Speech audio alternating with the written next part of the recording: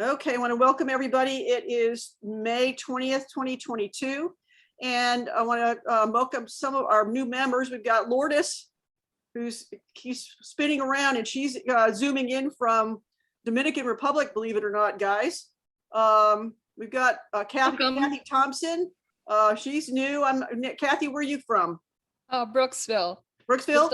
Okay. Yeah, just up the road. Yeah, she's a friend of, are you friend of Steve Zimmicks? Yeah, I belong to the Spring Hill Camera Club as well. What kind of photography do you do, Sherry? Mostly nature, but all kinds.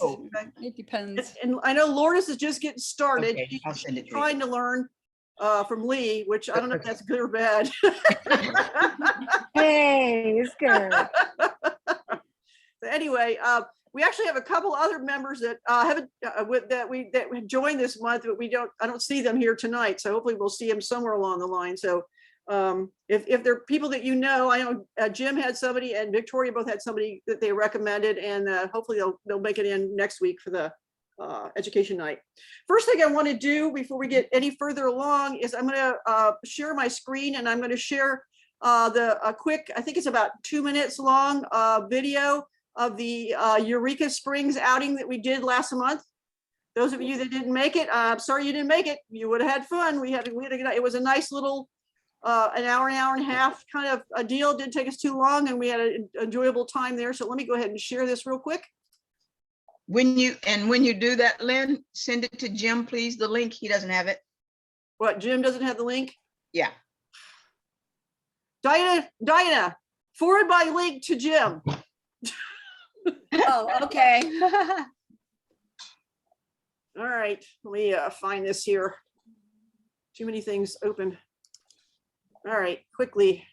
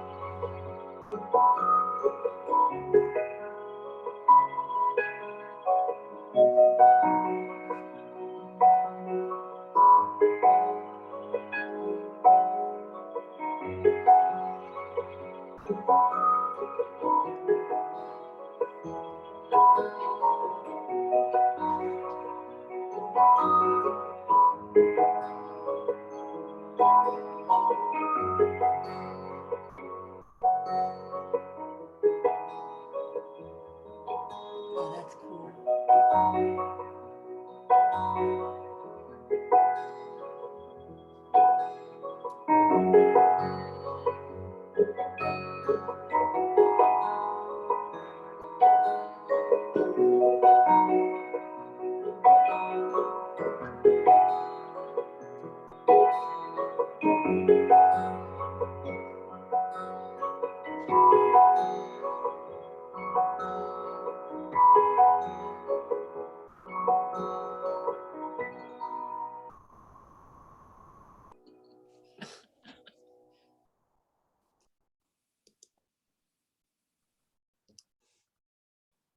So what'd you think? We got to remember in the future to take a group photograph when we Yeah. have these outings. Yeah, Those are beautiful, really nice. thank you. They all That's did a right. great job. It was Karen and Sherry Kozinski and Sherry Holstead and Doug Holstead and myself. And who else? Who else sent some in? Can't remember. Victoria. Victoria. No, she didn't. She's Oh, working on it. anything? Yeah, so we had, I had probably 20, I probably put 8 in there just to kind of fill in. So anyway, yeah, and we'll talk about our next outing shortly. Let me, let's see, stop sharing here. Just what the next, just a few announcements tonight. We're trying to make it as quick as possible because I want to talk about one other thing in a little bit at length. Next week, our education night is on Friday. Don't forget, but starting next month in June, our meetings will be on the 3rd and the 4th Thursday. So this month we're still on Friday. June is going to be Thursday. And so we'll try those for a few months and see how it works. And if it doesn't work out, then we'll go back to Friday, but I think it might work out better on Thursday. We'll have more people here. So anyway, assignments coming up. Tonight is Wildflowers and next month is minimalism. We already have 4 entries for next month, so we're working on those. and don't wait till the last minute. You can send them in anytime you want to me. Just make sure that you put on the subject line that it's for the June competition. The education nights, this next week is going to be a friend of mine, Mary Roberts, and she's going to be talking about the power of personal projects in photography. This seems to be a big subject right now with a lot of the pro photographers. So I think you'll be interested. I've known Mary for many years and she is a teacher. So she will do a great job on this, I know, and she's a really good photographer as well. So I think you'll enjoy it. In June, we will have Robert and Jim are going to be doing portraits using window light. And keep in mind that our assignment for the next in a couple of months after that, I think it's the following month in July, is black and white portraits using window light. So they're going to do a demonstration and get everybody up to speed with doing portraits with window light. The next outing is a bit tentative because our next outing is going to be the sunflower field. It's on Macintosh, off of Macintosh Road, that some of you guys went to last year with me, or that I told you all about. I went there on Monday. I talked to the owner, and he's pretty. Right now, the zinnias are starting to bloom, but there's not very many of them. So this is a zinnia. He said he put something else in there, but he didn't say what. He said another row of color, and then the sunflowers. And the sunflowers in this field are only about 4 feet tall. So you can get some great shots. They're not the big tall ones that are a pain in the neck to try to shoot. These are low 4 foot tall ones. So I'm tentatively saying that we're going to have an outing on June the 4th, which would be a Saturday in the morning. But that may change. So I'm going to be checking with them or going down there probably once or twice a week just to see what's going on, and I'll change it accordingly. But kind of keep June 4th in mind for the next outing. The other thing I wanted to talk about is we have a lot of new members, and the scoring that we do for our competitions is a little bit confusing for some people. And so I just kind of wanted to go over it briefly. Part of the reason is some of you guys have been here for 4 months or more. And so your scores are going to look a little different than they did last month. And here's the situation.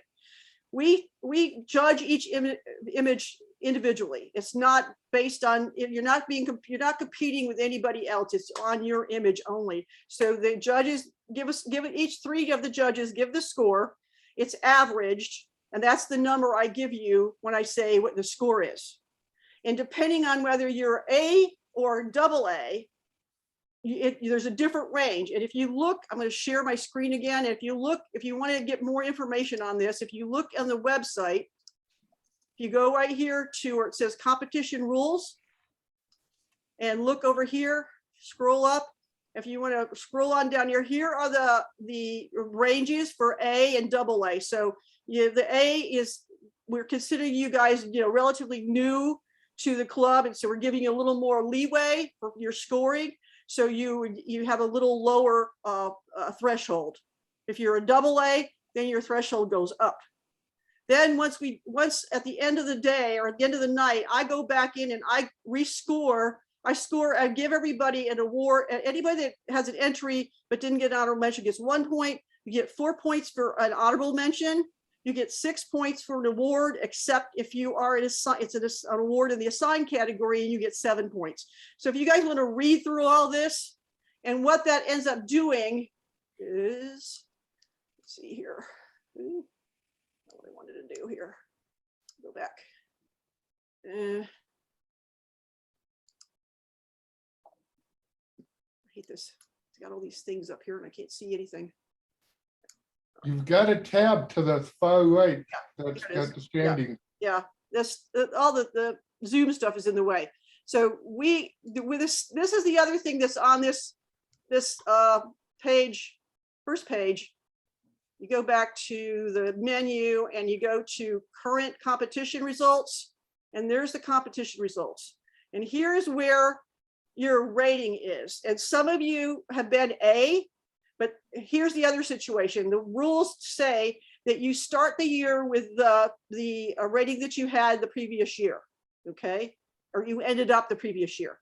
But then it takes you 4 months to qualify. So you have this your participation rule means you have to have at least 4 to be qualified for the award at the end of the year. Yeah. Can I 4 months. clarify that, Lynn? Yeah. It's not 4 months. It's you have to have entered 4 times. 4 If times, it takes you right. 6 months to enter 4 times, that's Right. when you meet your participation. If you Right. skip 2 months or whatever, once you've entered 4 times Right. in the You year. met your participation, and then your score, your rating can change. So if your rating is at over 4.5 and you were an A, you are now going to be a AA after 4 months or four sessions. So for Or example, entries. Tom has only done 3 months, so he'll stay an A until this month, after this month. Where let's see, who just changed over? Rod's still an A. Alan has 4 months now, and now he is AA.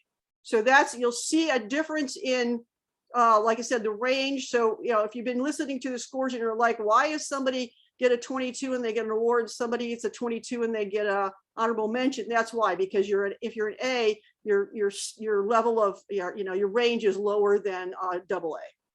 Hey, Lynn, this is just other business, but my name's not on the list here. That's because you haven't submitted any pictures this year. I thought there were questions whether I paid or not. No. This is just people have. There's a couple on here. I don't know why you probably haven't. You didn't put any in here, so it's not on here Okay. right now. So All right. anyway, I paid though. this year, and I thought I had some other people coming in. Some of these names are from left over from last year, I think too. So anyway, so does anybody have any questions? So that's how the scoring, and you see that it averages.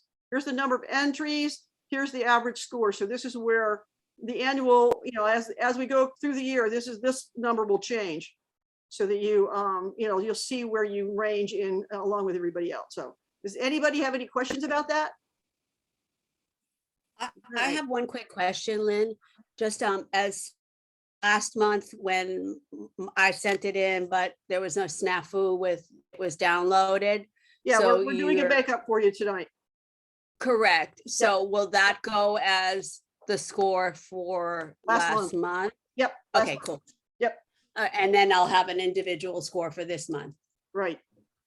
Correct. Okay, thank you. Okay. So do we have any other questions? Yeah, Lynn, next week's education meeting, any chance it's going to be recorded? I haven't asked Mary yet, but I'll try to do the same thing I did with her that I did with Scott, where we did a private a recording, but I only shared it with you guys privately. Okay. The thing is, Mary does do classes. Scott hasn't been. He had such a good time doing it with us. He's thinking about offering this to other clubs, but Mary has been doing it. So I'll ask her though, if we share it privately, then she may be all right with it, but I'll try. Okay, thanks. You know what, Lynn, to that effect, I mean, would it be something that they would allow us to even pay to get that class? I mean, if it was $10 or something, if it was, I mean. I don't so know. that- I mean, some of them that- do have some of these, some of the folks that we've had do have that particular, like Colleen has those, well, actually, she might have one of the talks that we did, but some of them they keep for clubs so that they have something special to share with clubs. Why Right. would they want to have it out there available, you know, if it's something they're going to share with clubs and get paid for? So, No, what I meant was is to pay them directly for the club presentation. well, that doesn't, well, we're paying them $150 No, I mean, to do this for us. Yeah. Our individual, like if Yeah. I miss the Oh. club, if Yeah, I don't send- know. I don't know. I mean, because what I- again, they do sell these classes to other Okay. people and, you know, it's sort of, I don't know. But well, I Okay. mean, I'm going to ask, it doesn't hurt to ask. Some of them are very adamant about not letting us record them. Some of, like Scott was okay with it. So I'll ask Mary and see if she does it. We have the rest of the year booked for all of our education nights. So we're good with all that. We'll let you know what they are as we come along, as we go along. So any comments from Robert?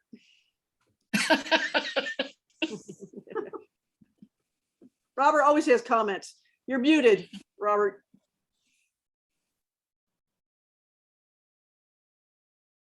You're being awfully quiet.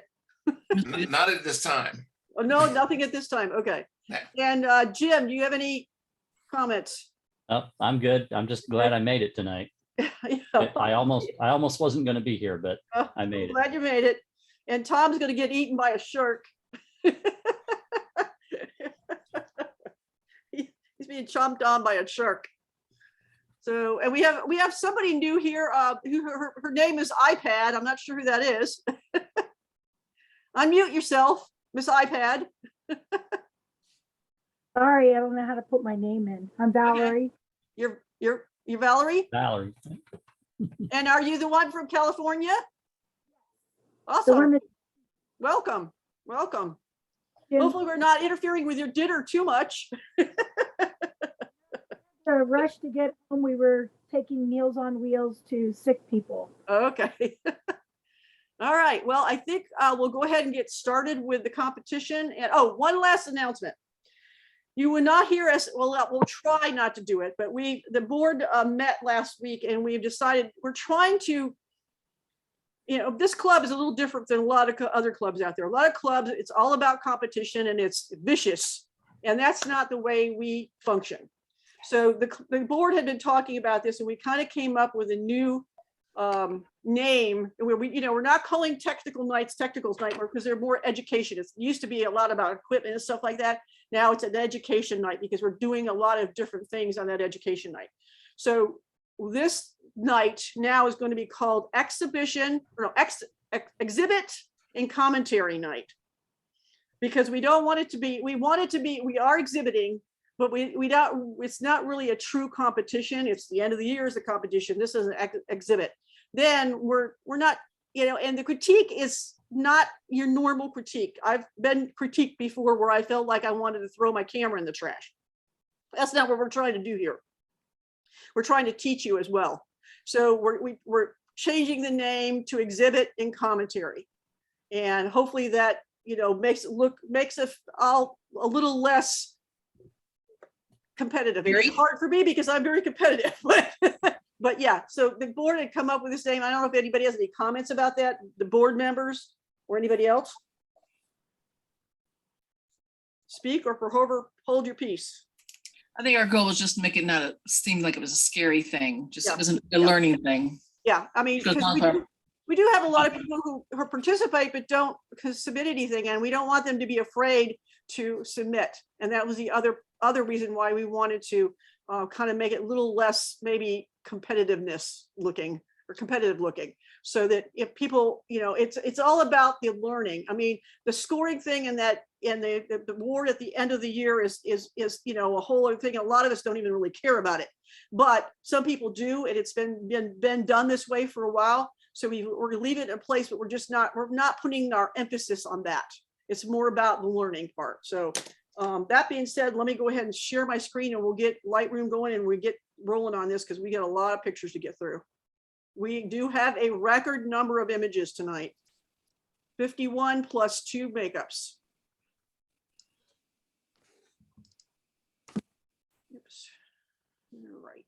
Lightroom, where are you?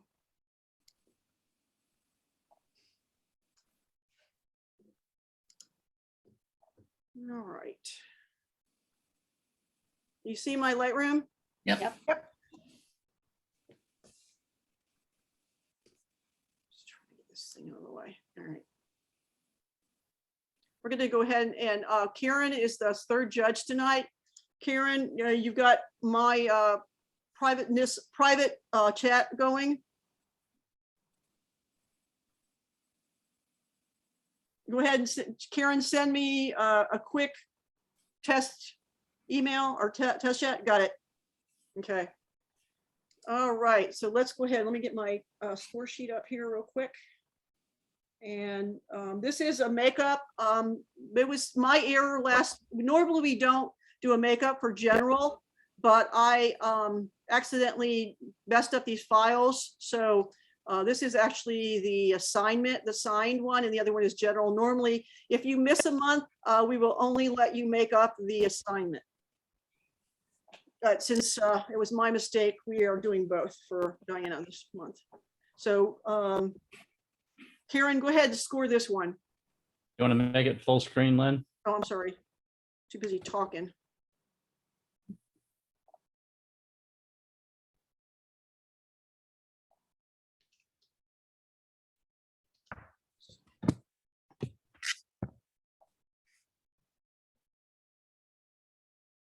Okay, the score is 22. It's an honorable mention for Diana. And then this one is going to be scored as general.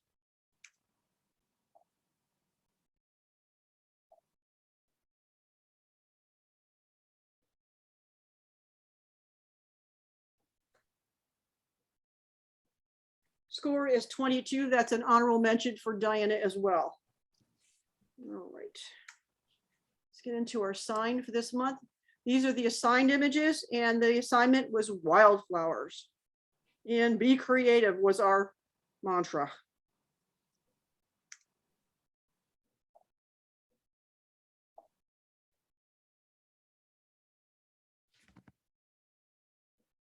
Score is 24. That's an award for Jack. You didn't tell the title. Oh, I'm sorry. It's called Passionate Wildflower Attracts a Visitor. And that is a score of 24 for Jack, which is an award. Next one is Peeking Through the Grass.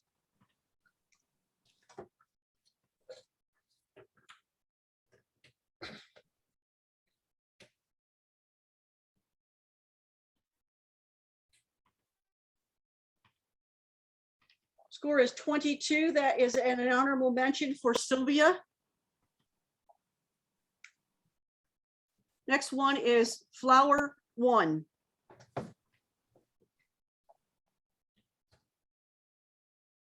Karen, you can use a decimal.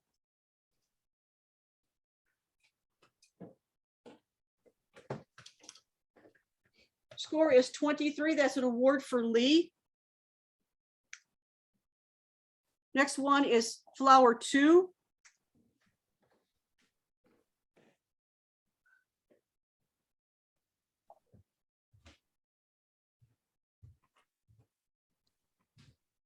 Score is 22. That's an award for Lee, or excuse me, honorable mention for Lee. Next one is Sky Blue Lupine.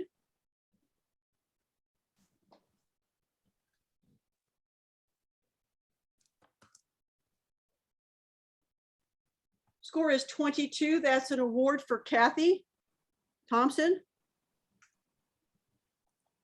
Next one is Wildflower with Dew.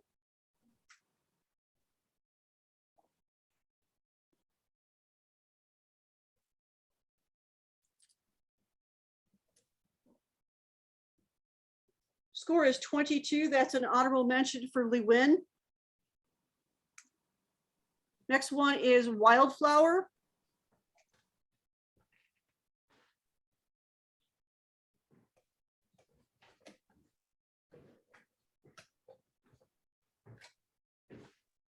Score is 22. That's an honorable mention for Lee Wynn. Next one is Blue Bonnets by the Lake.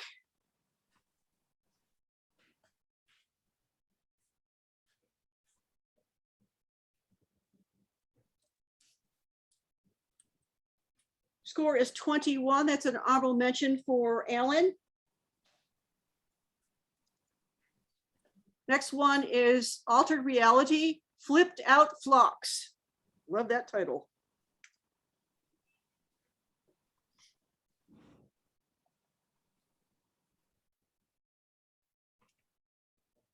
Score is 23. That's an award for Jan. Next one is Seeds Will Fly.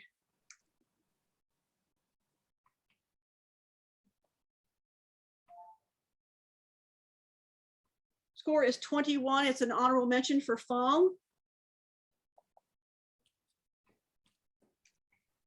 Next one is Daydream.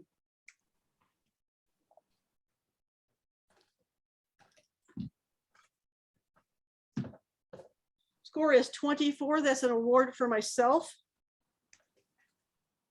Next one is Wild Rosebuds. No, I was going to say copy, but that doesn't make any sense. Wild Rosebuds.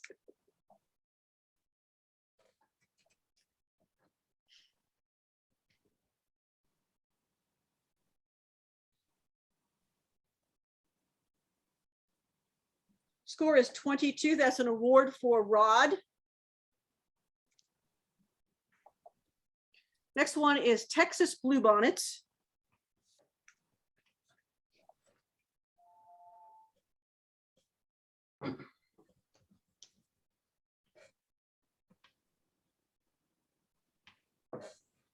Score is 22. That's an honorable mention for Jim Hagan. Next one is Prickly Milk Thistle.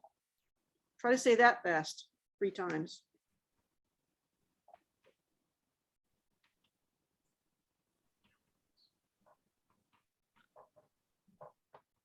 Score is 23. That's an award for Jim Hagan.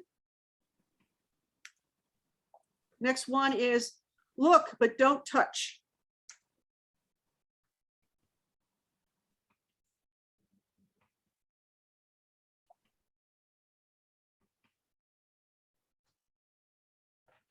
Score is 22. That's an award for Jan. Next one is Here Comes the Sun.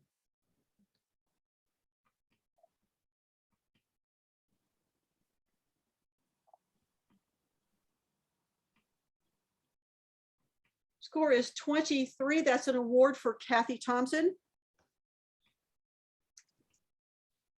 Next one is Texas Thistle. Texas Thistle Bud Flower Seeds.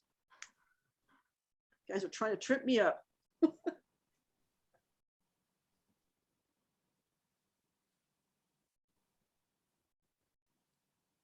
Score is 22. That's an honorable mention for Steve Zimick. Next one is Even Telephone Poles Look Better with Flowers. This is Altered Reality.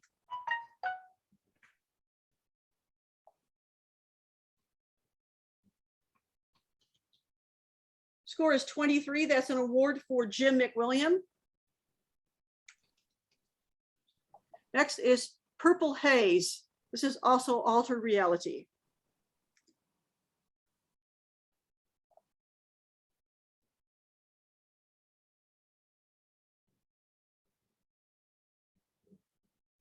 Score is 23. That's an award for Jim McWilliam.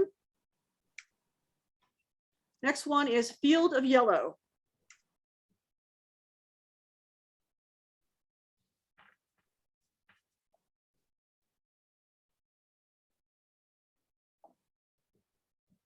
Score is 23. That's an award for Diana. Next one is Northern Cowslips.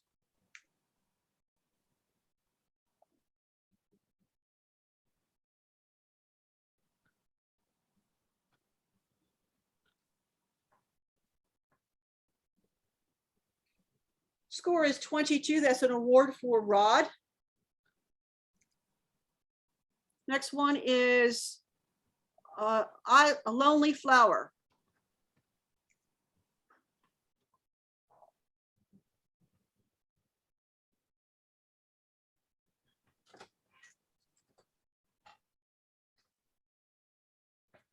Score is 24. That's an award for Fong. Next one is Gilded.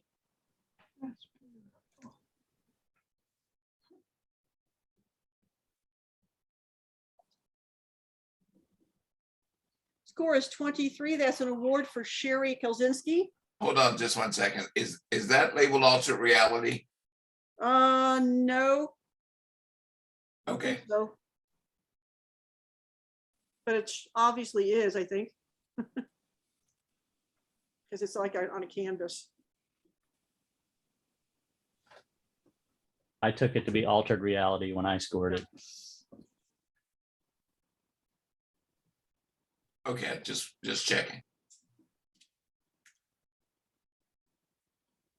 Okay, next one is Purple Flower.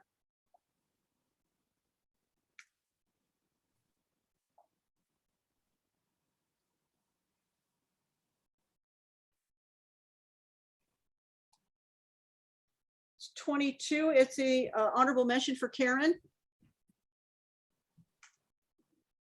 Next one is Wildflower.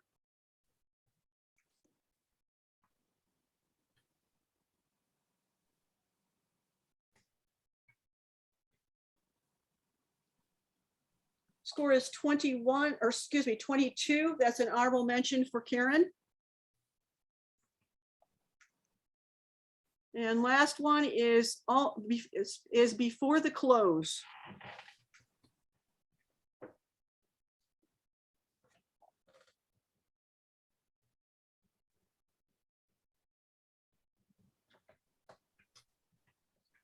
Score is 23. That's an award for Tom.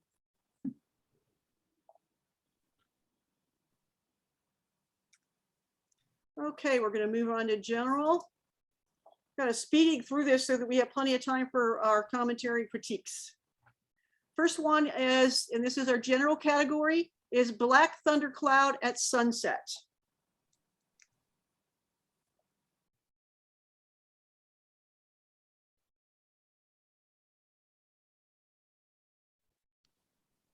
Score is 22. That's an award for Barry.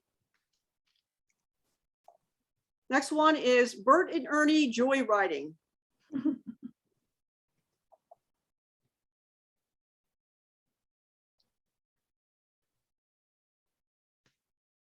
Score is 22. That's an award for Barry. Next one is Picture Number One.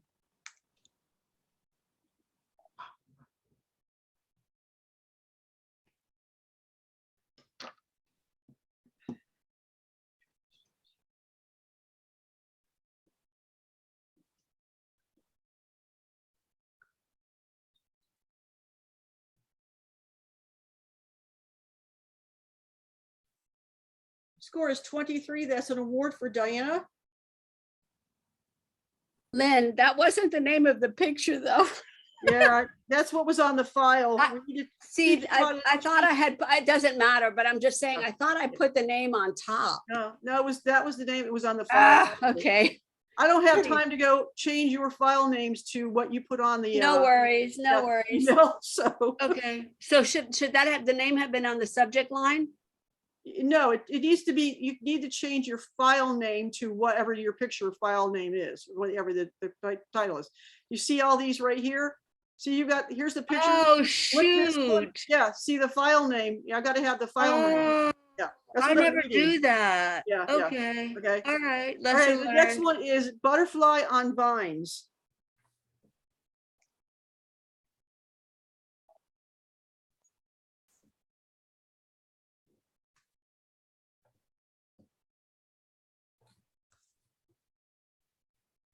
Score is 25. That's an award for Steve Zimick.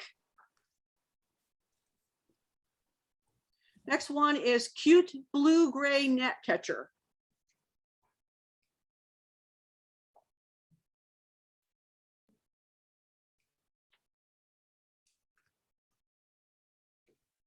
Score is 24. That's an award for Steve Zimick. Next one is Flight of Fancy.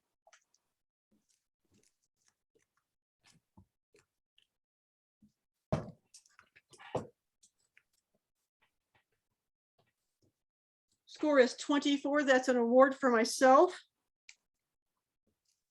Next one is Bench at the Edge of the Woods.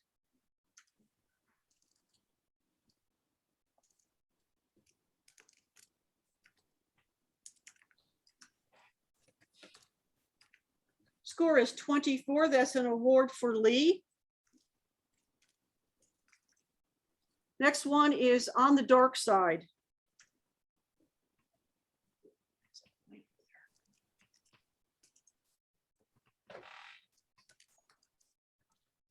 Score is 24. That's an award for myself. Oops, that's not what I wanted to do. Next one is Fighting.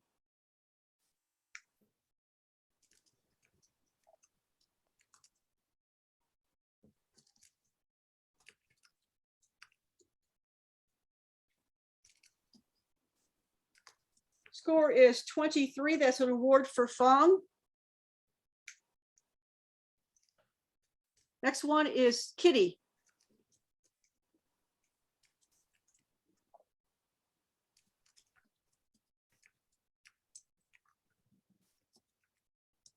Score is 24. That's an award for Helga. Next one is Stormy Sunrise.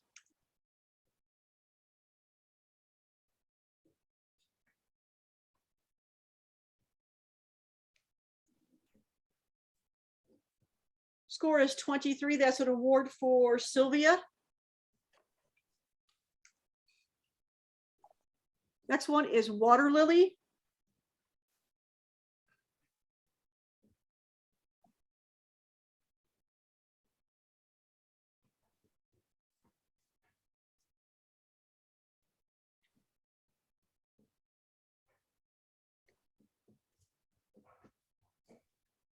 Score is 21. It's an honorable mention for Doug Halstead. Next one is Top of the Falls.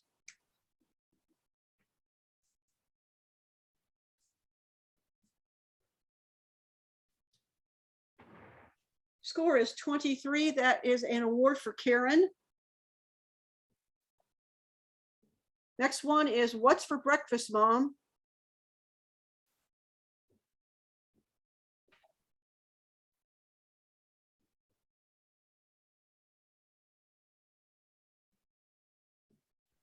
Score is 23. That's an award for Kathy Thompson.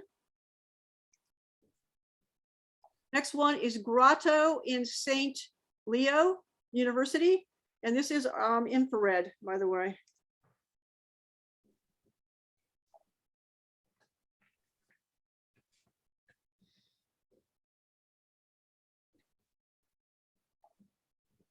Score is 24. It's an award for Sherry Halstead. Next one is the Abbey at St. Leo University.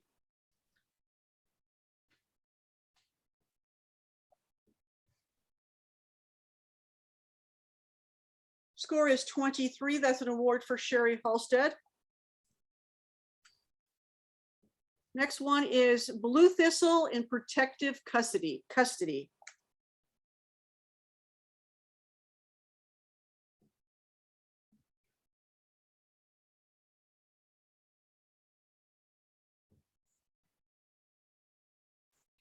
Score is 22. That's an award for Jan.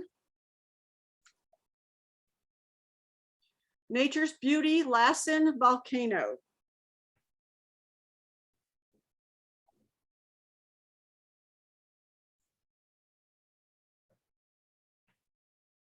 Score is 23. That's an award for Jim Hagan. Next one is First Light.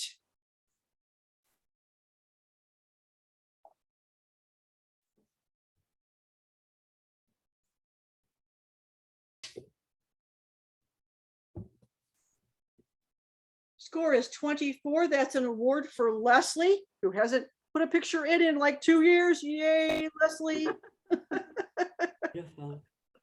Next one is Hungry Eyes.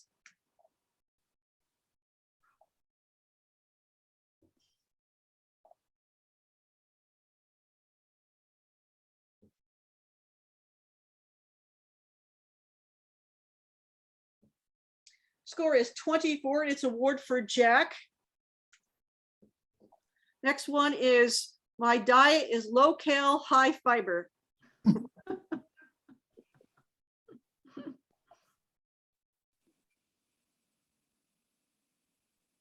Score is 23. That's an award for Jack. Next one is Under Mom's Protection.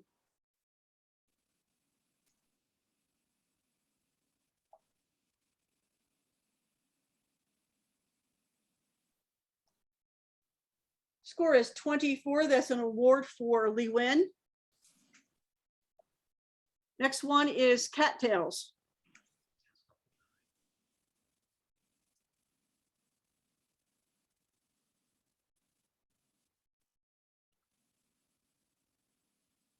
Score is 23. That's an award for Rod. Next one is Ruddy Turnstone.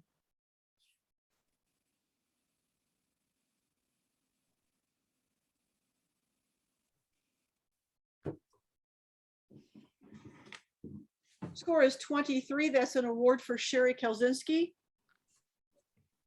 And last but not least is Sweet Pink.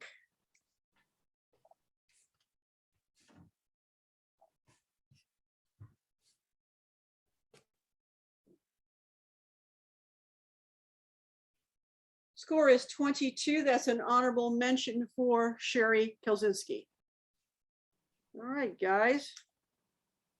That's all the judging. We're gonna go ahead and take a 5-minute break, and then we'll start doing the commentaries. Any questions, anybody? Nope. All right, 5 minutes. Let's be back here at, oops, just messed up my watch. Come on. At 7:55.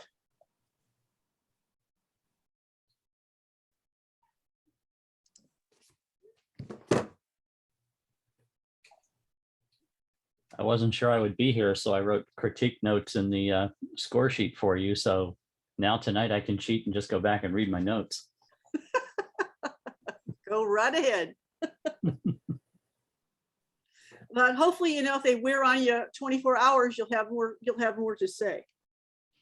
Plus, you know, you're not limited by that tiny little space.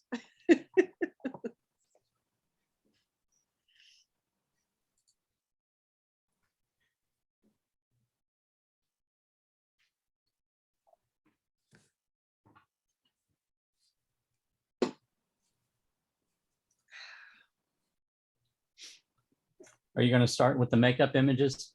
Yeah, we'll start with those. Oh, yes, thank you. I mean, that's what I learned. That's my favorite part. I cannot tell you how many times I sit here and I tell Robert this when I work with him. I have Jim's voice in my head from his, you know, the Wednesday evenings that he used to do. I've got Robert's. And then the critiques you guys have. I mean, you know, this is what this camera club is all about to me. I love it. Yeah. So We want yeah, everybody to learn. yeah. And now I just learned that I need to start putting my file names. Were they the right size at least, Lynn? Yeah, they were fine. Woohoo! Trainable.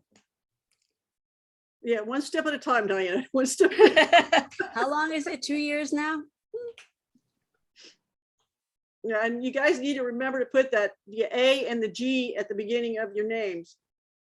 That's What's the other that? thing. Well, I had more that did it right this time than I did last month. Last month I went nuts trying to figure Oh, out assigned. what was what. Yeah. This month was a little easier. I only had a few that didn't have the A and the G's on them. So Don't I want to be a fly on that wall. Yeah, Yeah. the A and G starts off, you know, at the beginning of the name, then I can sort them by assigned and by general, and that makes it a lot quicker to get all this stuff started. Leslie, I love that picture. Where did you take that? I was in Oregon a couple of weeks ago. That had to be, that's what I thought. Around, where were you, like around Bandon in that area? No, I was way south in Brookings. Oh, really? Yep. Wow. I love that area. I could go back there every year and find something new to photograph. Yeah, that was just down from where our condo was. Yeah. Yeah. Beautiful, beautiful, beautiful. And it's Thank you. always, yeah, the ocean down there is always gray, and the whole Yeah. time I was there was like that last year. Well, see, I got stuck with, you know, just blue skies, all these wonderful pictures you see of reflections in the water down around the haystacks in that area. Heck, I couldn't buy a reflection. I mean, you know, it was just blue, and the day it wasn't blue, it poured. So, We Yeah. spent a lot of time in the rain, but you kind of have to make do it. You get into that moody mode mm, and just like, okay, this is what we're gonna get. Let's go with it, you know? yeah. Hey, Lynn, when you go out to the sunflowers, can you call me?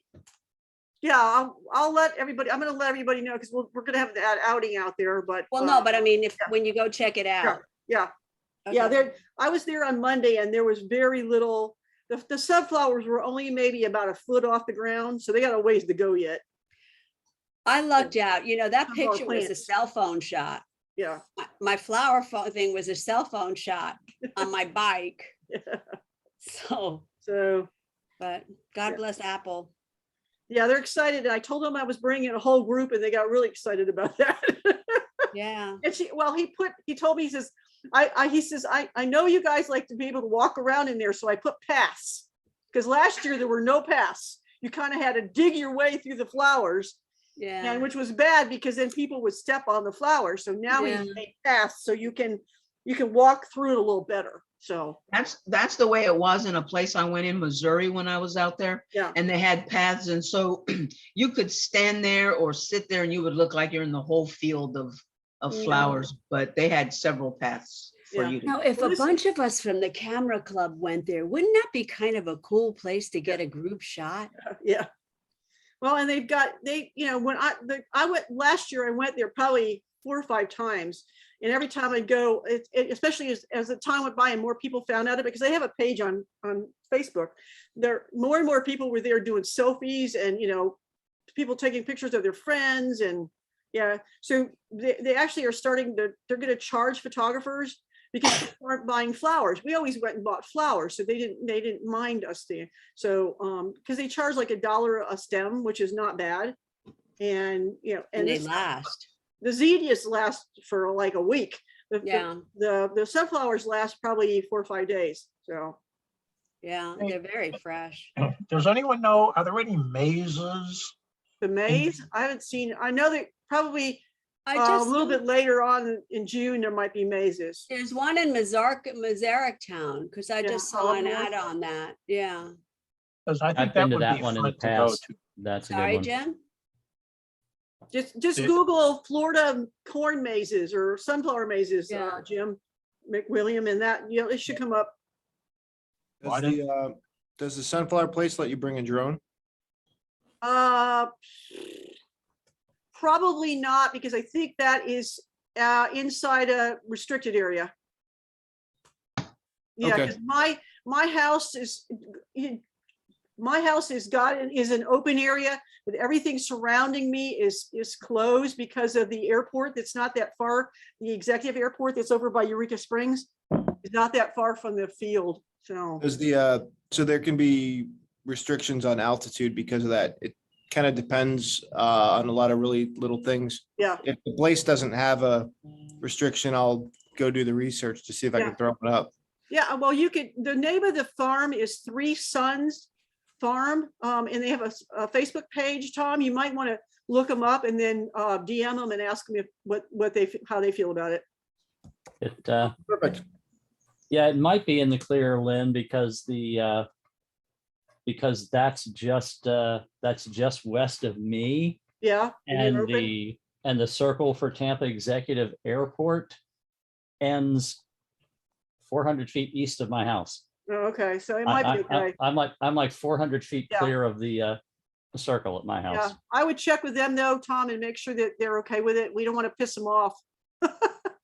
Yeah, that's just good, Yeah. good neighbor stuff Yeah. when you want to fly a drone is not to be a jerk about it. Yeah. So absolutely. Yeah, That's unfortunately, why- there's a lot of people that do fly them and they don't care whether they're irritating people or not, you know? Yeah. All that's right, well, let's go ahead and we got pretty much everybody back. We got Robert, we got Jim. Let's go ahead and get started on the critiques. We got a lot to do.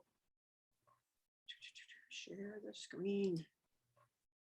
My pilot that works for me crashed his into a skyscraper downtown a couple days ago, and well, one of his, and lost it. Oh, geez. No, he didn't recover it. God. He thinks All it right. landed on another building's roof or something. That's not good. So was he's the one that's got this license though, right? So he can fly it wherever Yeah, he wants. that's like I say, yeah. Yeah. That's why I pay him for any of my commercial work. I just use mine for fun. I pay him for the commercial work. He can go crash his drones into skyscrapers. Back a couple years ago, there was a drone that landed on the White House lawn, and it turned out a National Geographic or an NGA, which is an intelligence agency, an NGA employee got drunk with his friends to celebrate his new job, and they put up their drone in DC, and they lost it. And in the morning, when they realized it was the one that landed on the inside the White House area, he went lost his job. He turned himself in. And I need to go look up this guy's name, because at some point he's either going to be in charge of that whole agency, and that's the way they tell about him when he's like 60 and retiring, or he did lose his job. Right? Like that only goes one of two ways. He was like 23, his first job. Oh, They made the geez. paper. Oh, God. Can you imagine being that guy? That's not good. All right, let's get started on these commentaries, we're going to call them now. So go ahead, Robert, Jim, and Karen, you can pipe in, and anybody else who wants to make a comment, go for it. Okay. Why are the toes amputated? Yeah. Yeah. And he's got a branch in front of him. Yeah, yeah. The branches, could be dealt with. Maybe not so easy. They could be dealt with, but I just don't know why the feet were chopped off. Yeah, that's because there was a lot of crap in the middle. Okay. There's your shot. Nice headshot, Lynn. Yep. Yeah. When you got too much stuff, if you chop off their feet, or you chop off their legs, or if you got too much stuff, in the front of them, then go for a headshot, because this guy is in his breeding plumage and he's pretty. So, Yeah. go for that headshot. I think what happened was I actually sent you the wrong picture. The feet still would have been chopped off, but the branch would have been gone, because I did take the branch off eventually. This was a tough assignment. Getting the right pictures, this was tough. That was the point. That's a nice sequence, but the pictures are so small. There was plenty of room in your canvas to make those. I didn't know to how make to them bigger. size it, Jim. I couldn't figure out how to size it. I spent Everybody, yeah, a lot of people had that problem. Jim wasn't here last month to talk about this, but we had a lot of issues with people, not making the pictures real big. It's I not really easy. couldn't. Yeah, I mean, Yeah. I just couldn't figure it out. And I talked to Lynn about it, as I was doing it, and I just couldn't. I would love to find out. I mean, if you do a class on this, I would love to find out how to have sized that. It's hard when you're using landscape pictures. It's a little easier when you're using vertical. Yeah. But Lynn had a recording that showed you how to use Lightroom to do that. I Yeah, did. but again, it's because she used a landscape shape images, Brian. I used her Yeah, thing. but if you had used a vertical, if they were vertical shots, you Yeah. could have made them a lot bigger. Yeah, but these, Yeah. well, And they wouldn't look as diminished if you did a panorama crop of the canvas. Yeah, you could have made this bigger. I don't know how to do that. Yeah, well, Quick, we thought- quick, Lynn, grab your crop tool, show a panorama crop on the canvas. yeah. I mean, you could have just done this. See, And that they- makes it bigger in the picture. And all I did is just Yeah, crop there it. you go, right there. But in terms of the assignment, like, did it capture the theme of the assignment? And I'll shut up after this. Yes, Okay. yes, it did. Okay. Thank you. Let's do the assigned. That's beautiful. That is beautiful. I thought this was great. It's just so Yeah. crisp and it's just, Yeah, great color pop on the black background. You know, the colors all work together. You know, yep, real strong visual impact. Jack, did you use a flash on this? No, this was natural sunlight in my backyard. Wow, so you did a lot of work on the background then. Yeah, just select out the subject and blacken the background. No Lightroom masking.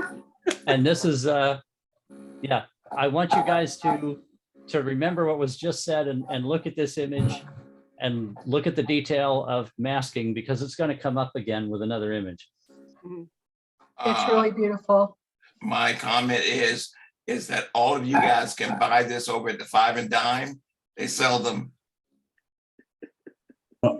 I'm sorry, I didn't hear that comment, Robert.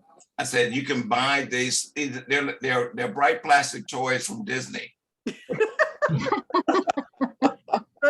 I'll mean you're talking about remember the that. bug? I'll remember that. It'll save me a lot of trouble.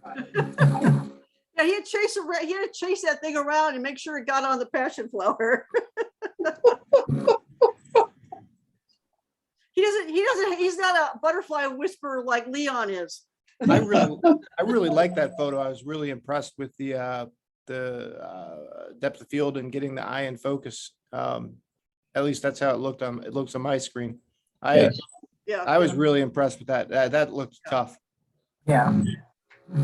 Yeah, he shot this at F13. So when you're shooting, first of all, shooting a passion flower is really hard because there's so many Yeah. parts to it. And he unfortunately the bug was the dragonfly was in the right plane to be in Yeah. focus as well. That's the other hard part to do. Thing to do. I missed the That was lens. the, I missed the lens he's got. That was the 50 to 140, wasn't it, Jack? Yeah. Yeah, yes, that was. Yeah, that's exactly right. And I was standing a good distance away. Didn't want to scare anybody. The dragonfly. Yeah, it's a nice lens. Thank you.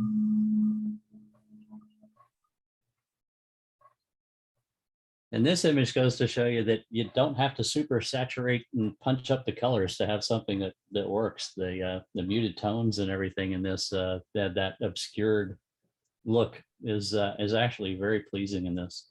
Yeah. Dreamy.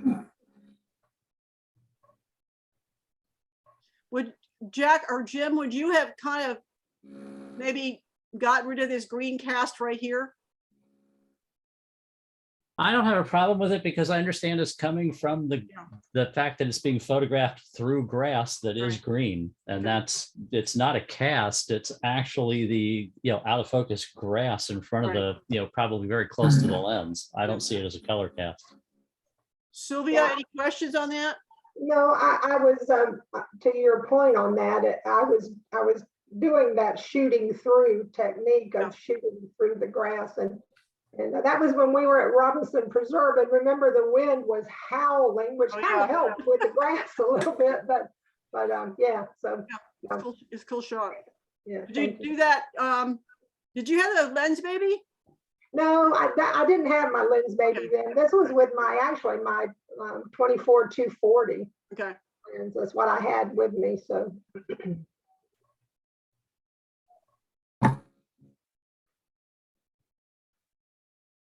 This is Lee's shot. It's nice. I would like to see that white blob to the upper right, taken out of there. The lower right also. A little too light in there. Yeah, the leaf. Yeah. Okay. Yep. That could be just cut right off of there and not affect the composition.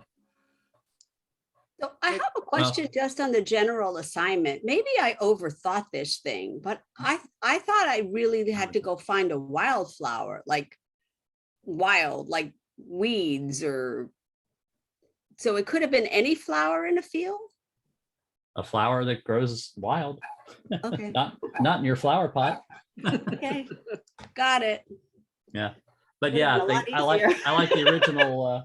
I like the original crop and framing on that. I would just use like content aware fill clone that would be just remove that leaf, but leave those stems. Yeah, as opposed to the crop. And then you can go into Photoshop and paint these lights. You can just use the eyedropper onto dark and then paint into these dark spots so that you don't see them.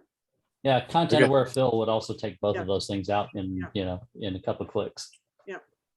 Okay.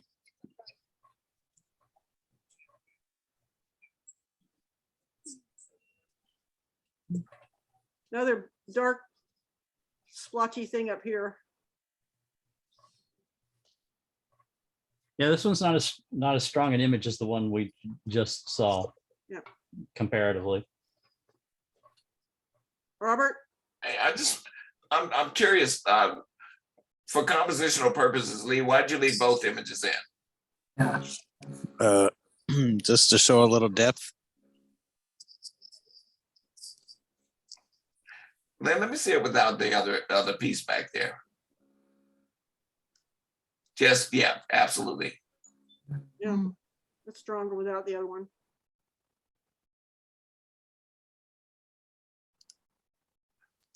Lee, I think I made my point. Okay. Point taken. Point taken. Next one. I found this one kind of busy. Yeah. This is where. That was exactly my word. This is where, I don't know if this will work. I selected the subject. I inverted it. Yeah. There's something like that. Okay. This is Kathy. That's mine, yeah. Yeah, just a little bit, just something like that. I mean, all I do was this, I used Lightroom to select the subject, then I inverted it, and then I just darkened the background. Yeah. And even that, it's still pretty busy, but it improves it. It made a huge difference, Lynn. It made a huge difference. Kathy, is this Kathy a new Kathy? This is a new Kathy. A new Kathy. Okay, Kathy, look in the left-hand top corner. I mean, not so much the corner where the blue is. Right. Just below that, where the other blue flowers are. There. All right. Okay. Those are not necessary to the photograph. Okay. And because it's a lot stronger going depth blue to on the foreground to the blue in the background and the upper right than to go cross to the all the way across to the other one. Okay. Then I would do a radial filter, invert it. Now even because you kind of bright around here as well. That way it gives you even more of a pop. Yeah, that's great. Yeah, this is a bit crude, but yeah, I mean, because you can select the flower and then again by itself and kind of work a little bit on that because it's a little blown out in the whites. Lynn, I was going to just mention, I've found that with doing what you did and inverting and darkening a little bit, and then also if you take the texture slider and pull it the other way negatively, and the clarity and the sharpness and a little of the contrast, it almost gives you less of a shallower depth of field look. You can see when I'm moving the clarity slider, what the difference it is. Yeah. And all three of those sliders to the negative side. Yeah, and it really does help. It makes a big difference in these backgrounds. I mean, that's the beauty of this masking. Yeah, it's a pretty image. It's a great image. Whoa! Remember what we talked about that mask? Lee Wynn, don't do this to me.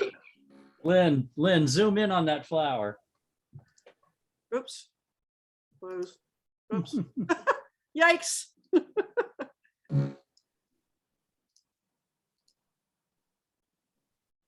Look around that and the one to the left of it.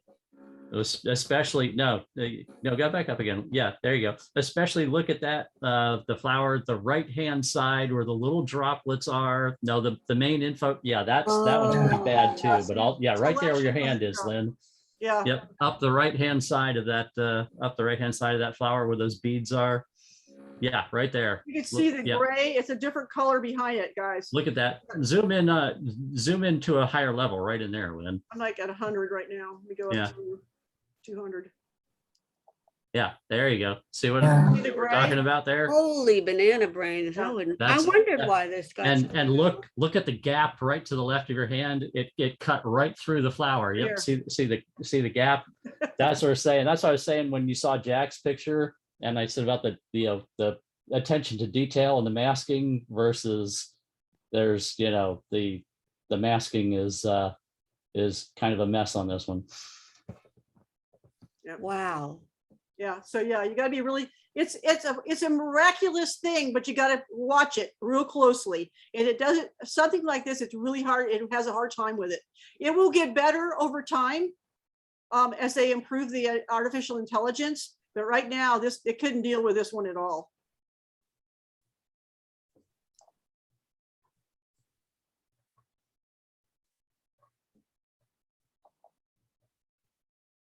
A little close over here. Is that altered reality? Or is It was not marked as altered reality, but it is Yeah. obviously altered reality. It's a software produced triple exposure. Yeah. Robert, comment? No. No. Yeah, Okay.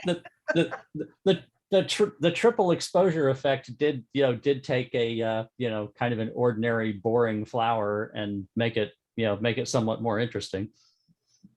So if Robert this, feeling okay tonight? He's really. No, I'm feeling great. if this had been labeled or altered reality, would it have been scored differently? I don't think so. Yeah. Well, I took it to be altered reality, and I took it to be a mistake on not putting it on the title and counted it as altered reality, which I say, it is an improvement over what it would have looked like just being one single flower. It did make it more interesting. You're gonna see this theme right here repeated. Right here. And you're gonna find that there's gonna be a difference in why it scored one way or the other. I thought that this was more about the landscape than it was about the wildflowers. I did too, yeah. Mm-hmm. Beautiful image though. Yes, do that, Lynn.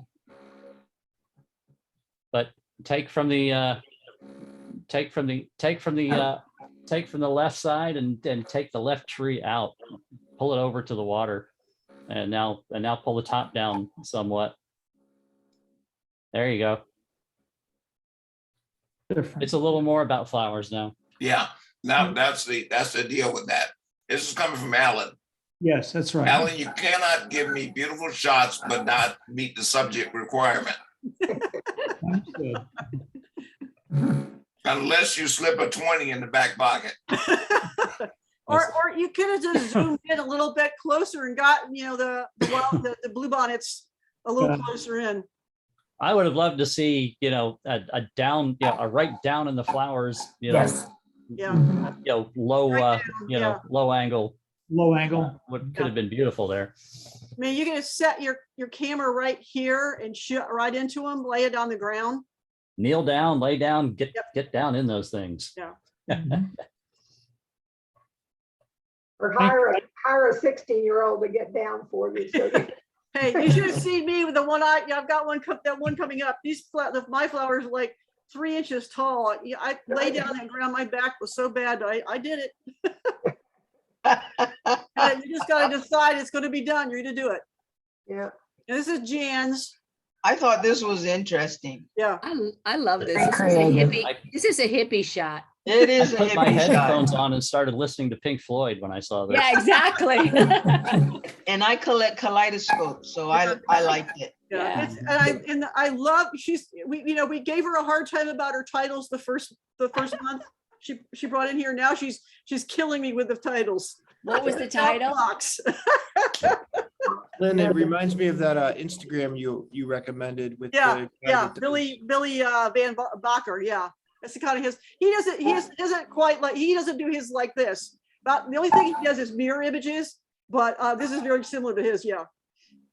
Is this Jan's images? This is Jan's. Where's Jan tonight? I'm right here, Robert. You know what? I think that you said, I'm gonna show these guys after what they said about me. I'm gonna get the last laugh. You mean what you said about me? I think you put this in here and said, okay, I know I'm gonna get a terrible score out of this, but I'm just gonna, just see what they say. And see it then work against you. I think she should have got a better score because I think it's very creative. Well, you know what, Lynn, you said be creative. Yeah. And so I thought, well, to me, that means have some fun. Yeah. And so I didn't know how to do this, but I love kaleidoscopes. So I spent a day learning how to, unfortunately, it took me a day, but I spent a day with Photoshop learning how to do kaleidoscopes. Well, some of the masking on it, did you do any masking? Because there's some of the masking is a little rough. Yeah, actually the masking was harder than putting the kaleidoscope together. Right. So that's where I'm dinging you. But as far as the style of it, yes, the masking of it is where the problem is. Hey, Robert, can you show me or tell me where it was that the masking was kind of off? Just enlarge the image, you'll see it. Okay. Okay. What are we doing? Right now I'm seeing something else. How to send a link to somebody. Oh, okay. Sorry, Lynn. Sorry. If you do it 200% on there, you'll see it. Okay.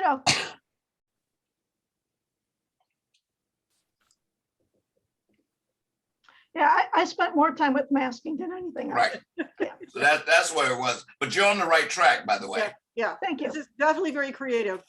Thanks, Lynn. Yeah, you're gonna give Jim McWilliams a run for his money. Heard that.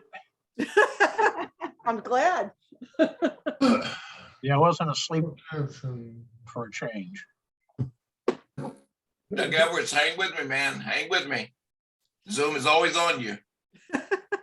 This one is kind of all over the place, Song. Oh, okay.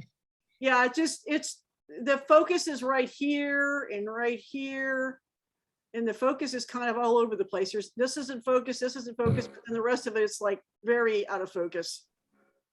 Okay. I'm going to tell you right now, I did not mind it. Okay. Absolutely did not. I took it as blowing wind movement, the whole nine. I saw what was happening with the motion, but I enjoyed the composition. You just need to get rid of all this dark stuff. Yeah, you can take out some of that, but I'd leave in those portions. You could, I don't know, maybe. I saw the different forms of stages of having a full bloom focus, having something blowing, having something dead and gone, having something growing and new. Contrast, yes, with the exposure, you're 100% right on that, Lan. Yeah. Just a little bit, just to kind of bring the eye into the seeds. Absolutely.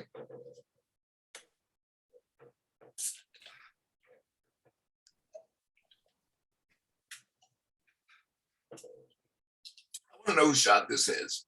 Mine. Is Hey, that Lynn. clover flower? What is the name of that flower? I Viola? Is it a viola? It's a wood sorrel.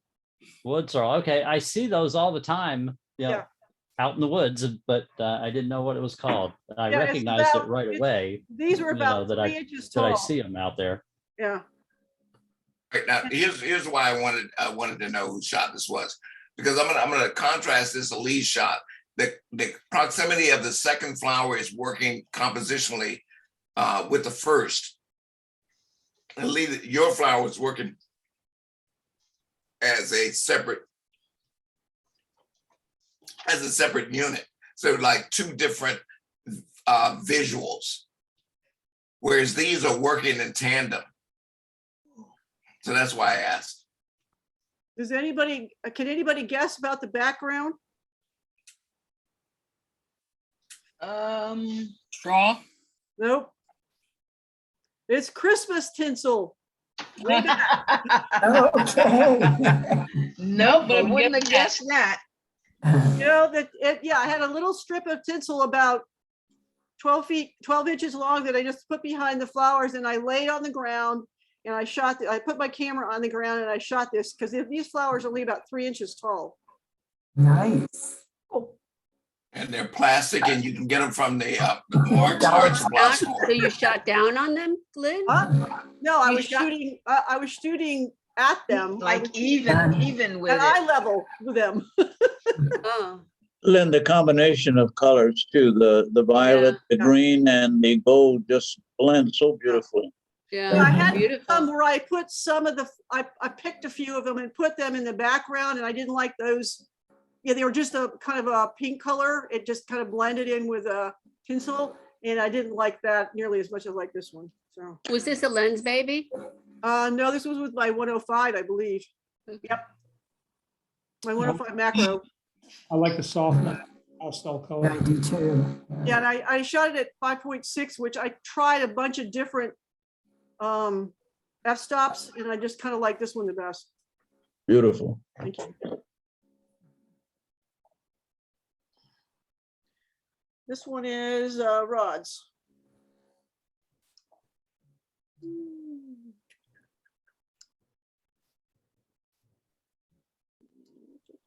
Like that. Yeah, no. Len, go back up on that. Go back up to the point where you take out that bottom end.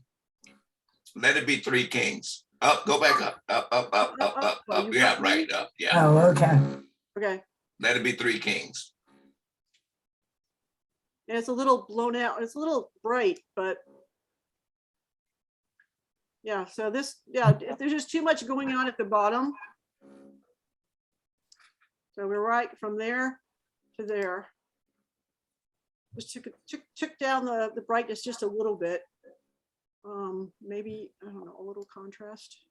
But yeah, you got to think about when you look at the picture, if you know, you're first of all, your eye is going right to this spot right here, which is really bright, but then it goes back down here and gets kind of stuck down here with all this stuff. So any questions? Whose image? This is Rod's image? Rod's. Is Rod here? Rod's not here? Yeah, he's here. You want? Oh, maybe not. Thought I saw him, but maybe not. Okay. I really like that one quite a lot. Yeah, yeah. It just needed a little bit of help. I mean, yeah, Three Kings is. I actually like that. I actually like that piece on the bottom that curls off of the stem. This? I do too, yeah. That piece down there. I think that, yeah. It could be cropped in from the left, but I like that piece on the that brown piece on the bottom that curls away from everything. That provides some visual tension between the elements at the top and the bottom. When you cut that off, it got real static for me. You could, darken these up a little bit and make them kind of recede in the background. Okay. Reset. Man, oh man. You know what, sky. Windows XP. That's not what did it for me. This is Jim Hager shot. Just Hagen, yeah, Jim Hagen. Hey, Jim. Just like I told Alan, you made something else the subject here. Do you know what it is? The house. That house. Mm-hmm. All You right, wanna I want take you to my- just take a Band-Aid and just clone that house out, just a little, just that house. You don't even have to take out the sky. Just take the house out. When you take the house out, it becomes about the continuity of the blues against the blue, the green, and then those wildflowers become the central subject. Hey, Lynn, did you move the white balance over on that? Yeah, I changed it. I made it just a little bluer. I kind of like it bluer. Mhm. Yeah, I actually, go ahead. I understand your composition. I mean, I actually didn't think about the house. I was thinking about the sky, but okay. I mean, it's like, Yeah, and your sky is actually, your sky is kind of bleh. But you really don't even need it very much of that. There you go. If it was really cloudy, I mean, this is like a mist and it's Yeah, sort of that's- hazy. If there was really pretty clouds in here, that would be, that would be okay to have a big sky, but That you've was got- the, yeah, that was the crop I like. That, Yeah. and it's, in fact, what you just cropped almost looks like rule of thirds.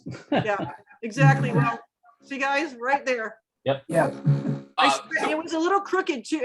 It may have not been crooked because the land here is kind of rolly, but it looked crooked. So I straightened it as well. When you think go it's my back there now, the thing about it is that I come in contact with the flowers in the foreground, and then the image, the trees are taking me to the background and taking me to the horizon. Then I get back to that same blue that's repeated in the sky, and that's happening in the foreground. Yeah. But when I got back there before, I found the house and I go, who lives there? Who lives there? Yeah. Yeah. These are, The house was you a can visual actually go stopping in point. here and clone out all these other houses too, Jim. Yeah, That absolutely. would make it even better. Yeah. well, I thought the house was gonna get depth of field. Well, You've let got me tell nothing you, to do here. what you have is you had a death in the field. I mean, you can actually go and use the brush tool if you want some depth. I'm doing this really badly, but All right, all right. see that kind of, it's, I'm not doing a very good job of it, but you could kind of use that. Remember Colleen's talk where she talked about changing the, to create layers in your images, is to use your brush tool or your radial tool and go in and make the layers more apparent. It looks funny because I didn't do a very good job, but if you didn't know I did that, that would give you a little more depth because it's creating a layer behind this rise here. This one's great because it's yellow, but then these two are the same color. So you just make that one slightly darker and it makes it a little more of depth. Jack, I want you to help me out with this word, chiaroscuro. Chiaroscuro. Dark and light.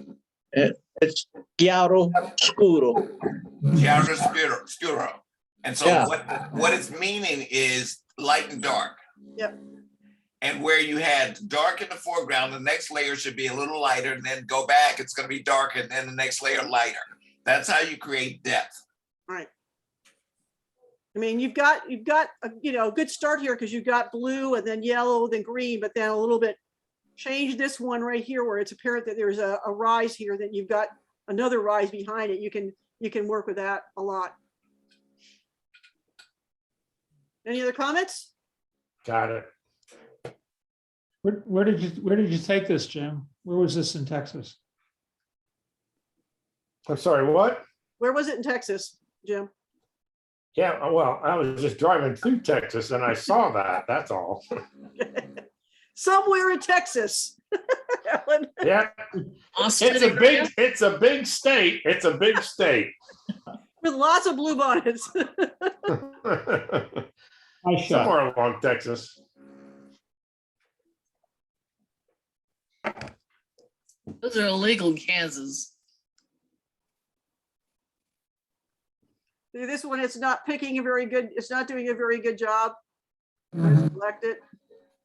So you have to be careful when you do this because you can get into a little trouble. This one's not so bad because it's dark already.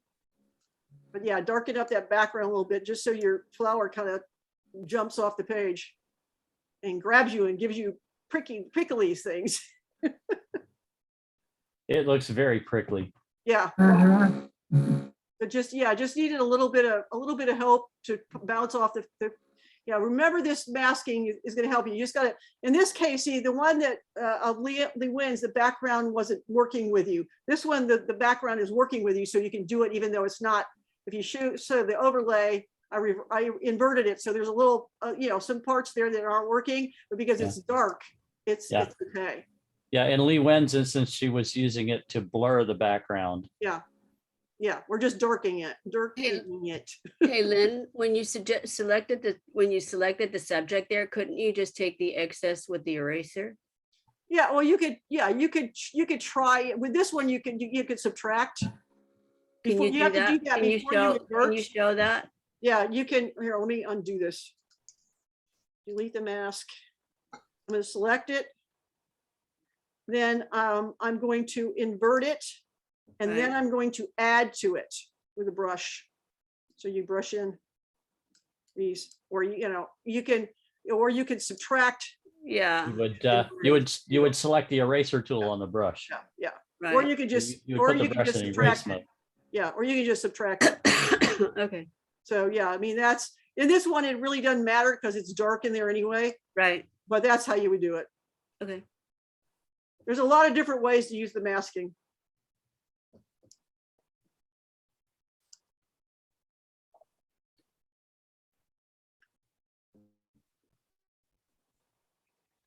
Which one is this? Look, this is Jan's. Come on, guys. Speak. I really like the flower on top, but my eye keeps getting drawn down to the center section. This here.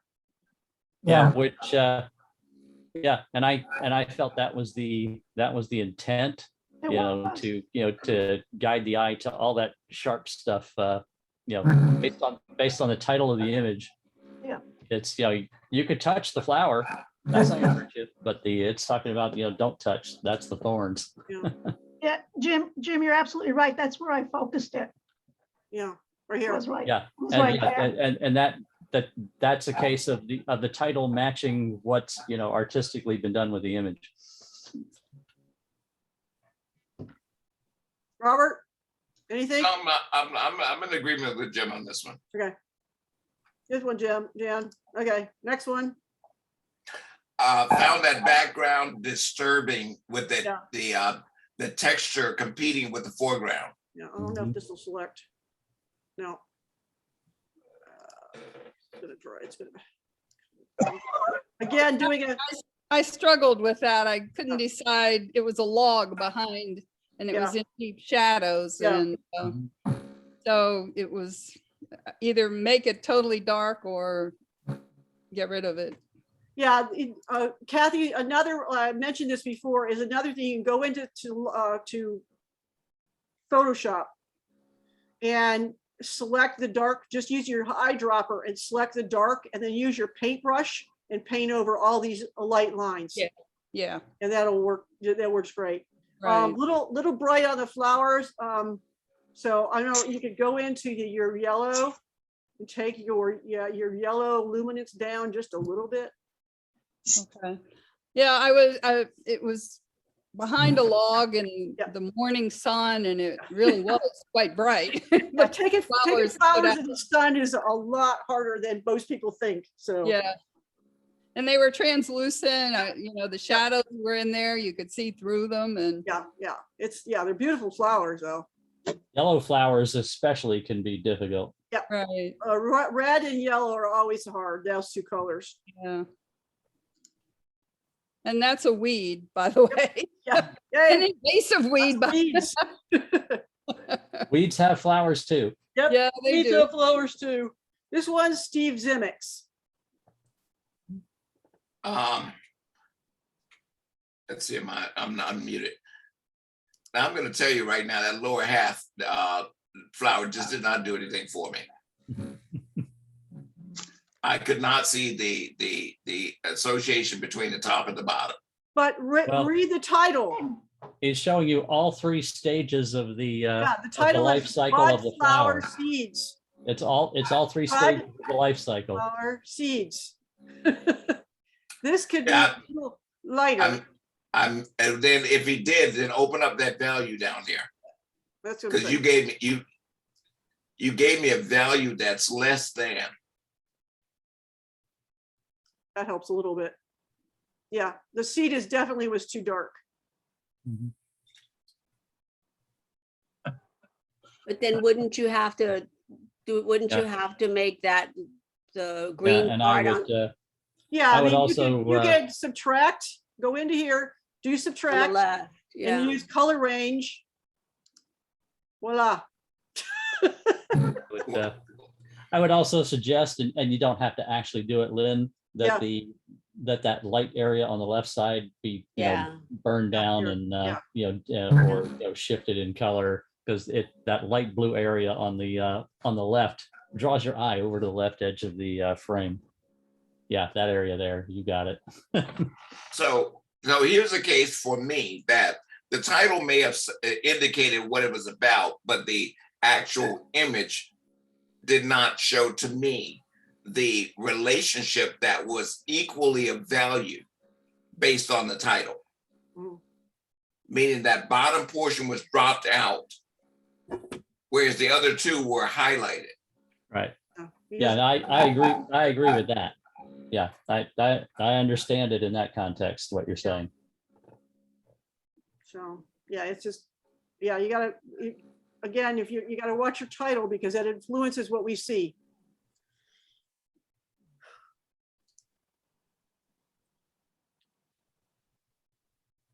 This was fun, Jim. Yeah. I love that one clear flower. Where's the telephone pole? This made me smile and made me laugh, Jim. I found difficulty with this category. Every single wildflower that I saw did not look anywhere near as good as the flowers that we have seen thus far. Do one thing for me though, Lynn. Just crop up a little from the bottom. Take a little of the green. There's a lot of foreground in that.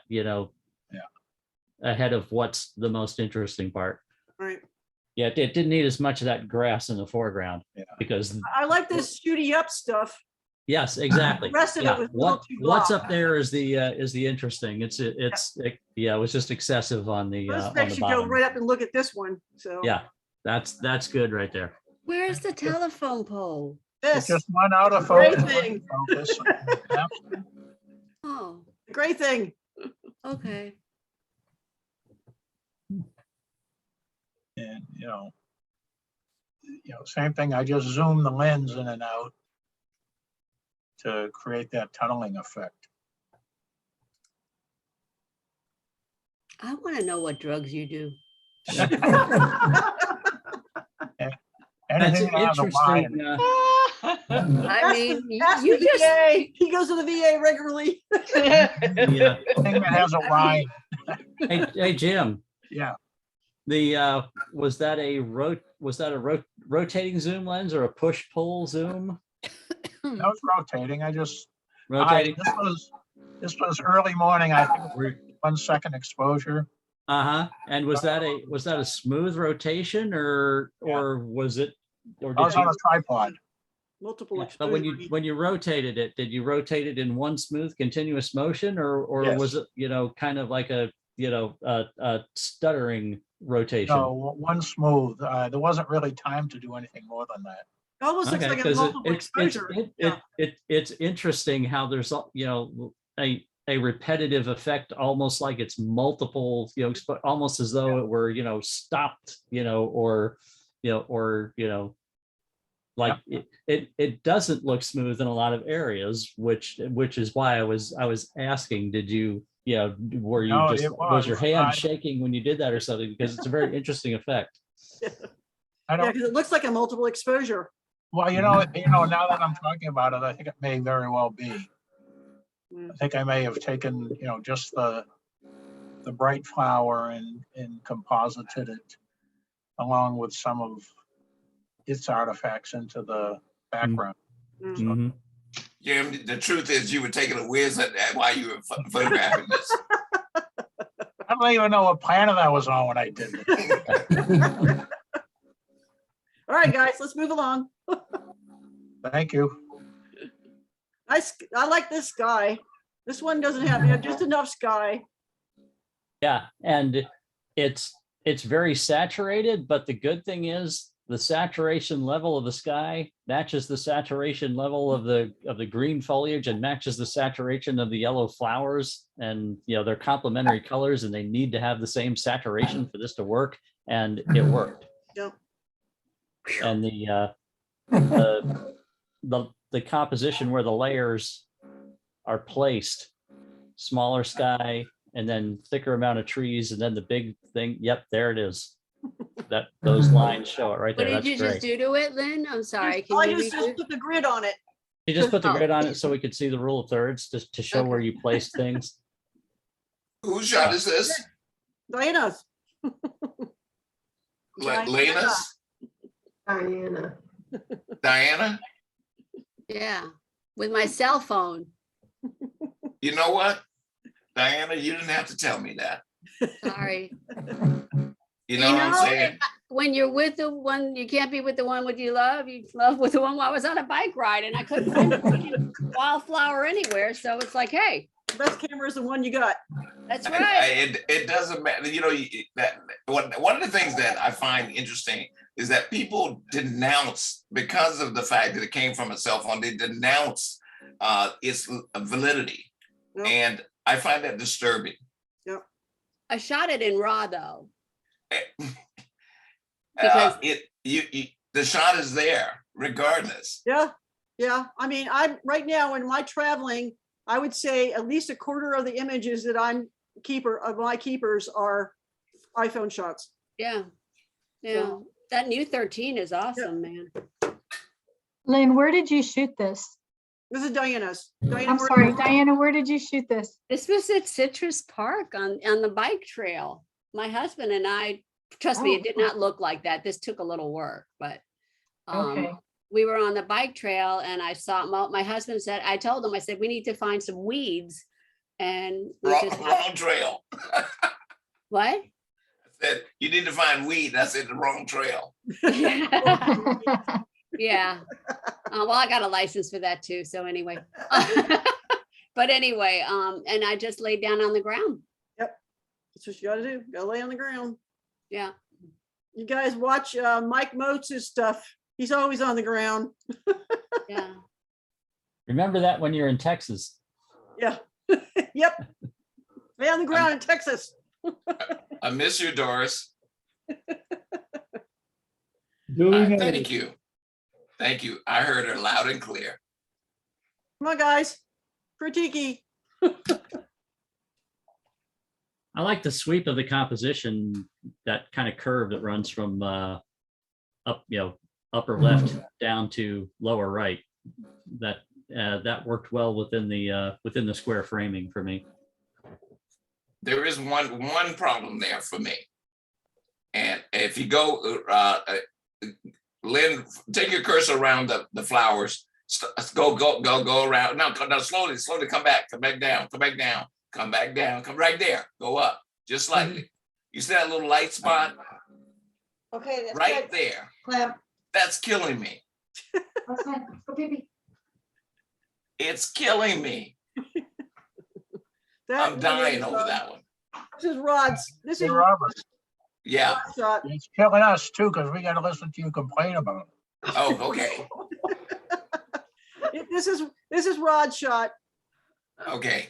Yeah, that one little spot is killing me. I take that background, that background up in the upper left down a little bit, but yes, right in there. But that little one thing is killing me. I'm dying. All right. I know it's petty. This is Fong's. Fong, give me a little Yes. bit more composition on the right. Need a little bit on the bottom too. Yeah. I would say. Yeah, there's yeah, as they're pointing out, there's a couple issues with the framing of it, but the minimalist look to this is great. The minimalist feel of this image is fantastic. I love the quietness. I have a problem with Fong. Huh? I have a problem with you. Tonight, you have given me the best shots ever. Yep. Overall, all tonight.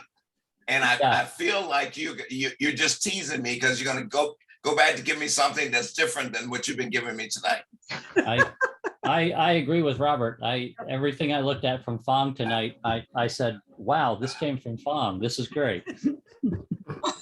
On fire. Surprise. This is from my yard, I backyard. don't care where it's from. You're still teasing me. Yeah. Huh?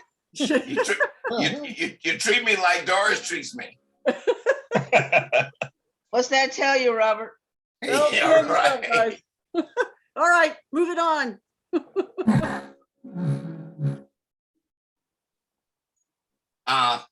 Let me just point out one small thing in this, and I am totally nitpicking because of what you've done in the reality of it. Go in the upper left-hand corner. See that line right there? Those two lines? No, on the upper left-hand corner. Yeah. And those two dark lines. Look on all other three corners and show me where there's a line in those three that matches up with it. Right there. It does not. So whose shot is this? This is Sherry Kalzinski. She here? Yep. Sherry, you here? Yeah, she's here. Sherry, don't do this to me again.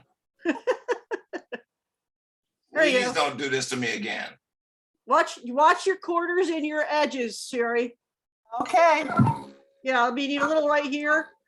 It's probably from the texture, maybe. Yeah, it's part of the texture, but you can go back over it and just kind of fix it up a little bit. Yeah. So I mean, even right there's a little spot right there too. That's kind of anything that's kind of sticking off the edge. You want to get rid of it. Okay.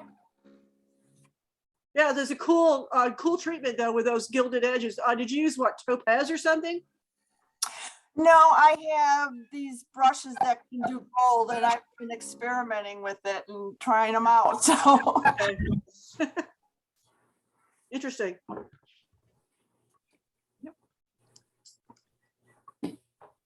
They say to whom much is given, much is required. So This is Karen's. So on that, Do you I was have going to any, that last shot. The more perfect you make it, the more nitpicky I'm gonna get. This shot here, did you consider changing your angle to show the spider better? What spider? Right here. Up there. The Actually, spider on the back of the flower there. Spider. Oh my gosh. No. Because I keep looking at the spider, the spider, attracts my attention, and it makes me want, wish, that, it was part of the, made part of the shot. And isn't that flower called a spiderwort? It's an arcum. It's what? Arcum is what it said. I looked it up. Oh, okay. I thought it was a spiderwort. Okay, Yeah. okay. That would have been cool on a spiderwort. Yes. Come on. Come on. Yeah, these Karen, I'd probably get rid of, use the painting brush again and fill it and just get rid of these red lines too. Okay. Yeah, so yeah. Come here. Different flower here, very different. And the yellows are little bright. So I would take the yellows down just a tad. Hey guys, I have a program on my cell phone that's for identifying flowers, and it identified this as a prairie spiderwort. Oh, really? The one I used the program on mine, and it came up in Arkham. It's a tube. So change the program. Okay. The doctor's always right. Yeah, well, if you have it on your phone, you can right click on it and there's a Google search and Google will search it for you too. Yeah, and I don't know that you can see it, but it says spiderwort right there. All right, okay. And that's the picture of, that's your picture. Okay. Anyway,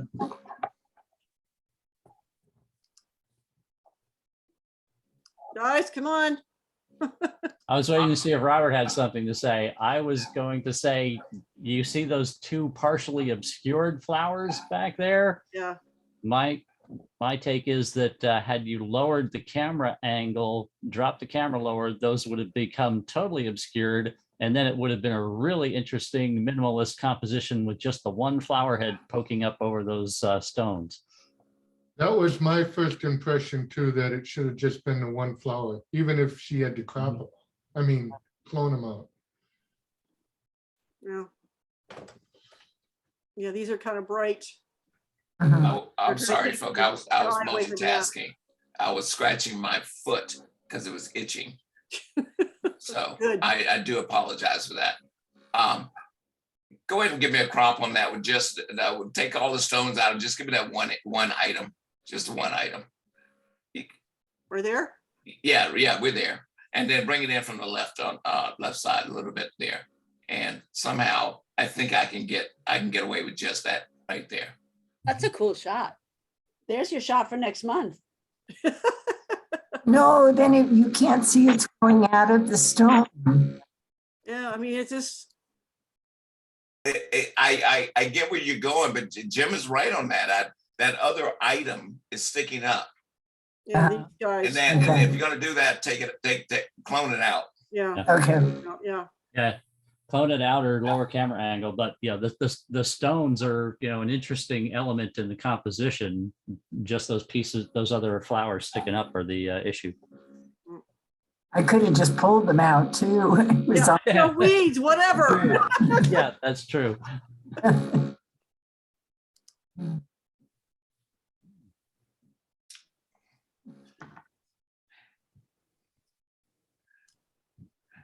I liked the strong contrast on that. Yeah. That gave it a lot of pop. But help me. Give me a little bit of light on the seeds. On the center? On the seeds, yeah, just a little bit to let me know what's inside of there. So I don't need much. It's pretty dark in there. That's okay. Give it to me anyway. Yeah, I can see them to start with, but what Robert just had you do is nice. I agree with that. Shadows. Mhm. Shadows won't do that. I was going for like a negative space thing. Yeah. Well, here's the problem. You got texture in there. Anytime you have texture in a dark place, you're gonna want to know what that texture is grounded to. Yeah, this is the good negative space here, but you don't want it in there too, because then it looks like, what is there, like a black hole in the middle of the flower? Yeah, I was still like, fuzzy black hole.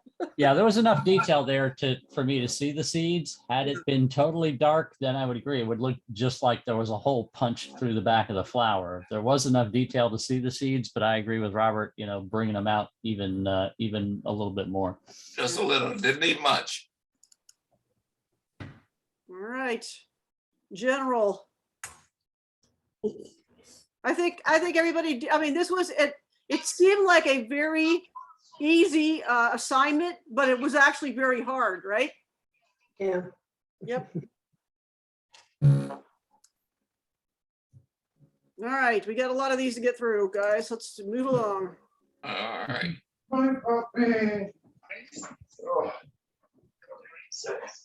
These are actually nice and straight. This kind of a building shot, usually they're out of whack, and you got it nice and straight, Barry. Barry, all I ask you to do is watch your highlights. Yep. I have practiced the program. I didn't. Do we need so much parking lot? We had the episode about rap. I think Chris needs to mute his microphone. He's got some audio cutting in. Yeah, I'm sorry. I thought it was muted. Oh. All right, way to chime in. I'm losing some other people right now. I see the hazy eyes. I need you to chime in as well. I'm just wondering if we need so much parking lot. Len got rid of it for you. Oh, yeah, okay. I was watching Chris. Okay. I agree with you, Brian. Yeah. And that's a rarity, Brian. So take it. Totally take that one. Who knew downtown Tampa could be so pretty? Stormlight. It's got lightning on the. Yep. Now I'm just curious. Don't get too curious on me, Lynn. We got to move along.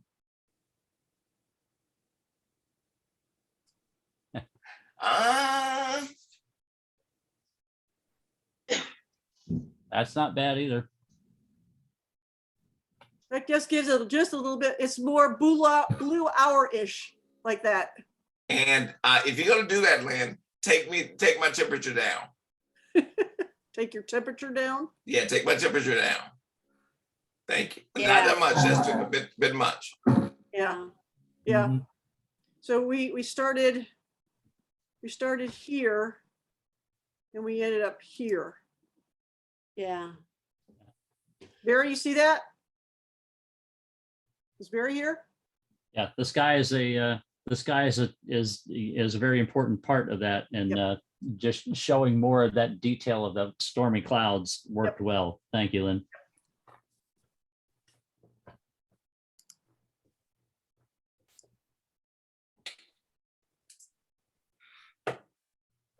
These are always so great. A little overexposed at the back here. I don't know. Do we need all of this stuff in the back? I know he likes trains. I don't know. What do you think? Yeah, I was thinking, yeah, you can go, you can go a little bit, open it up just a little bit more on the left, but you don't have to have that utility box there. Yeah. Yes. Yeah. There you go. Yeah. Add a little That works. contrast, bring up the shadows under the train a little bit. That works. So we're going from here to here. It's not a whole lot, but at least bring it, Yeah, makes these that's guys more prominent. Yeah, the main thing I wanted to see was what you did, which was pull it in from the left past that utility box. Yeah, and there was too much trees over here too. I want to see a strong black and white out of this. And I think that there is a beautiful black and white in this photograph. Good call. Yep. Yeah. And we could go. Yeah, deep blacks, because they're exhibiting somewhat of a badass, and I think the colors are just they're taken away from me. Distracting.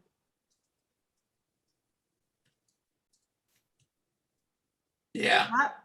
Thank you very much. I appreciate you. You guys see what we did? Yeah. Yep. I mean, I we like go from that. this, from this to this. And what do you see now? You see that there's a lot of color in here. But when you go to here, now you're just seeing those guys in the train. Yeah, they and I see two prison inmates. They got their numbers already. The same number. Yep, that's what I was thinking, yeah. They're identical twins. Yeah. She figured this out finally. She just isn't how to. Now we just need to get her to figure out how to do, name them, and then we're good in good shape. See, look at no, she didn't cross over the edge of the hill. Yes. They're all separated. You were hearing Jim in oh my God, I had you. This one. Yeah, I had Jim, I had you, I had Bubbles with adding depth through the, like creating shadows. Yeah, I had a lot of people in my head. Diane, just take your high award and keep going. My who? You scored really well on this. I said, take your high award and keep going. Don't explain it.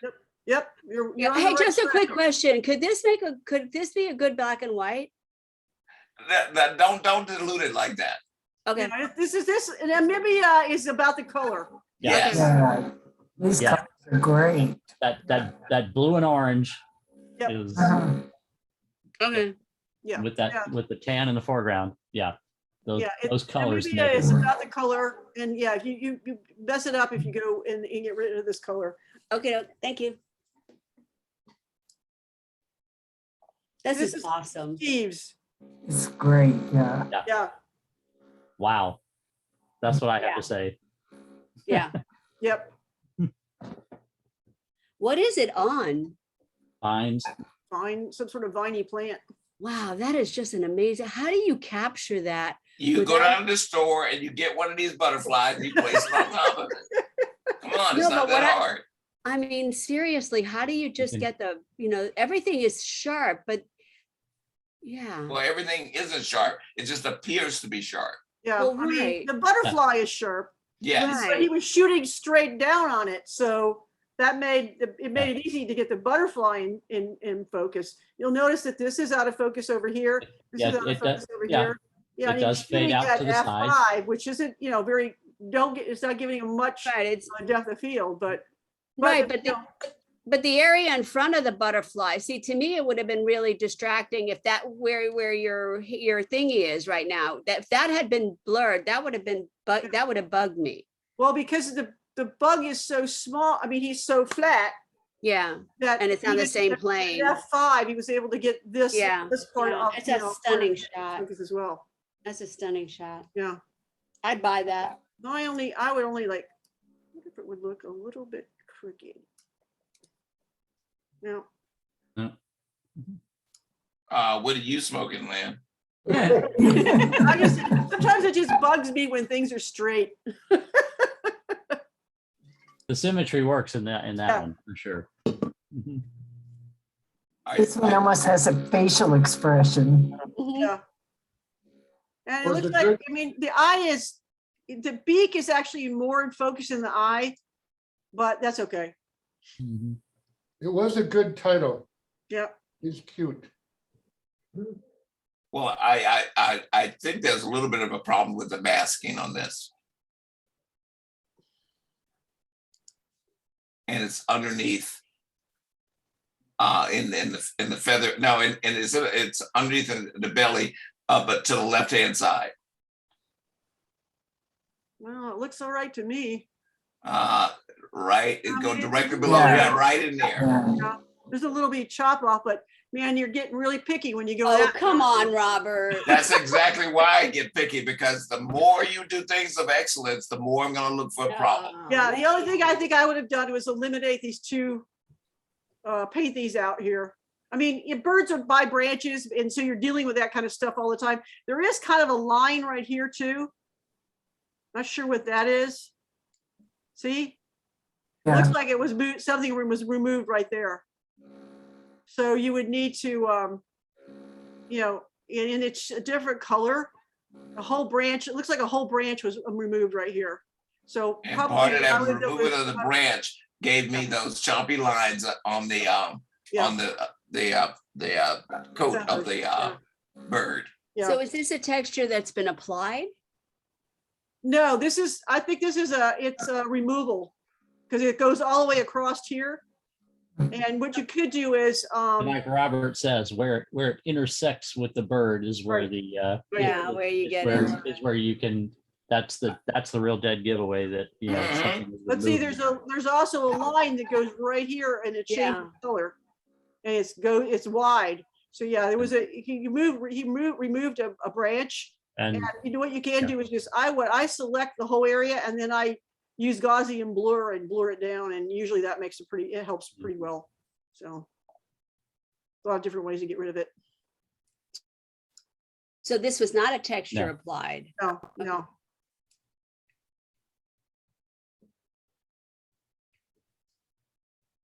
So That's nicely done. Yep. move along.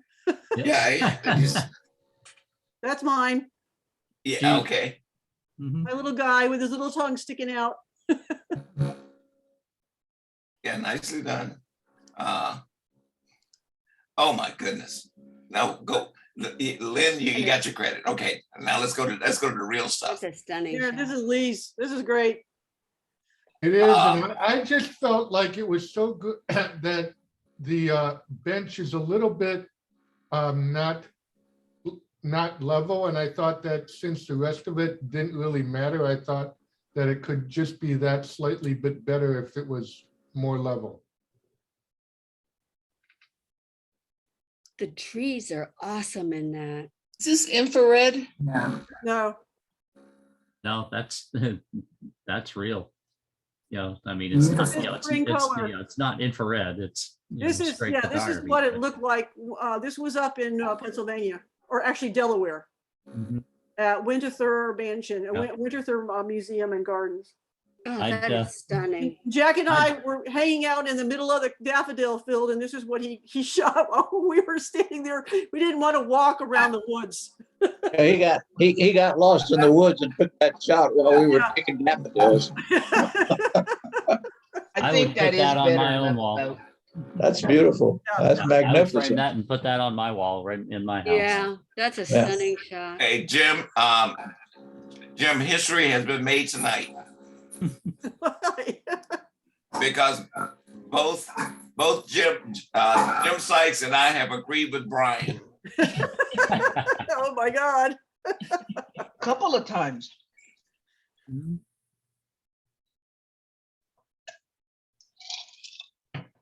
All right, go directly above and slightly in the middle. Go to the middle and go directly above.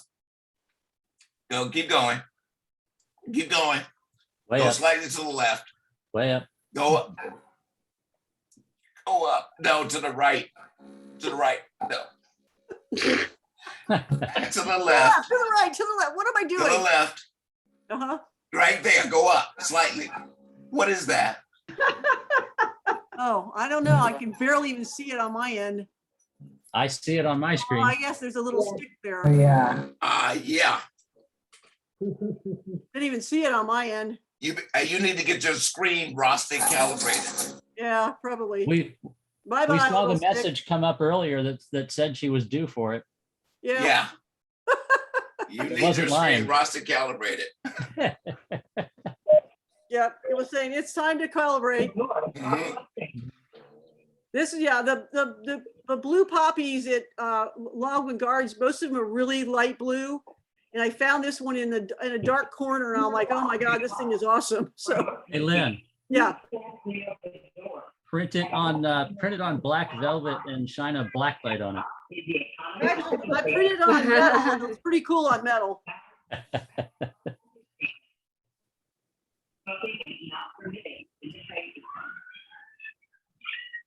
Why did it do that? That's not the picture. Whoop. Okay. Nah. Mom. Yes. Yeah, that's exactly what I was going to say to you. Yes. Yeah, this is this is so much more than just a documentary image of of these animals doing what they're doing. It turned into art. Yes. Oh, thank you. But this weather not good, land not good. So we Well, look, I need you to hang out in bad weather with bad lenses, and so you can get more shots like this. I enjoyed it too. I thought it was slightly a little bit oversaturated. I appreciate that it was well saturated, but I thought it was just a little bit too much. Actually, that's the color of those antelope. Really? Yep. Yep. I think Brian's referring to the grass. grass. Yeah, I would take the grass down. We could take this. You can take the grass down just a little bit. Yeah. That's a lot. Yeah, that's much Yeah. more natural. It's not completely. It's still, I still like it being stronger than what you have it, because that's what Yeah. it needs. For me, having more of the saturation balances with the saturation I see in there. Yeah. it lost so much of the impact actually when you took the saturation out of it for me. Now, let me point out something, and this is I don't like it when I agree with Jim. I really don't. but we actually agree a lot, and I hate it. But here's what I want you to know: Fung Jim started off by saying he's made it into more like a painterly art, and with that, those colors, I love the fact that Fung has taken liberty to saturate the greens in this case. Yeah. Because of what's happening. What's happening is so, nature is so hard. Nature is so rough. In this case, she's made nature beautiful. Yep. So I love the liberty of the saturation. Yeah. Thank you. Oh, you're never gonna hear me say that about you again. Don't worry. That's such a cute kitty. Thank you, teacher. Nice teacher.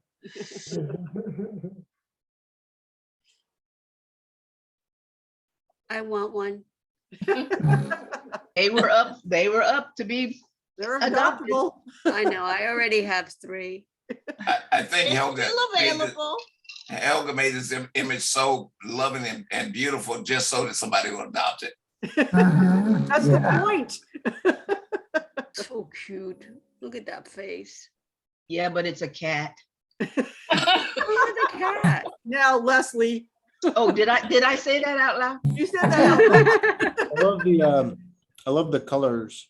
Yeah. I love the minimal colors with the blue eyes popping. Yeah. Yep.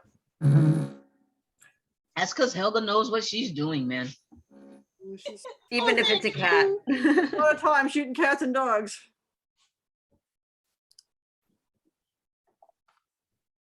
That's lovely. Why? No, no, no. Okay. Yeah. I Here's mean, what Lynn, you were actually on the right track. yeah. Here's what I want you to do though. I want you to do exactly what you just did. I just want you to do it with a gradient. Oh, okay. A linear gradient Your linear gradient from what? The bottom? from the bottom up. Yeah. And if you're gonna do that color, that color there, let your colors gradate from that warmth to coolness down. So that the background stays warm and then it becomes more about that background. The foreground is just simply a lead in. Yeah. It's sort of, I don't know, to me, it looks like it's green. The clouds are green. Then if that's the case, run a gradient in the clouds as well, and then reduce the magenta.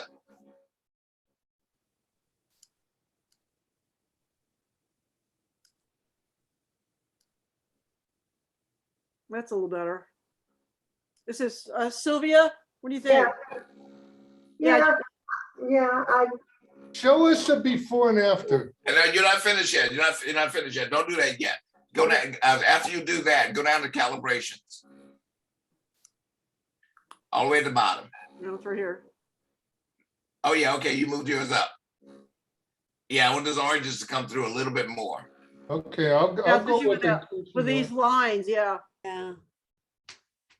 It still looks kind of green to me, but it's okay. So Yeah. let's- You change the wet white balance on that? Yeah, we did. But you see, we did. I think that's it. You don't think that's we changed it with we did it with the gradients. So show. What about a show me- warm, what about putting it as a cloudy See? white balance? Doesn't that warm it?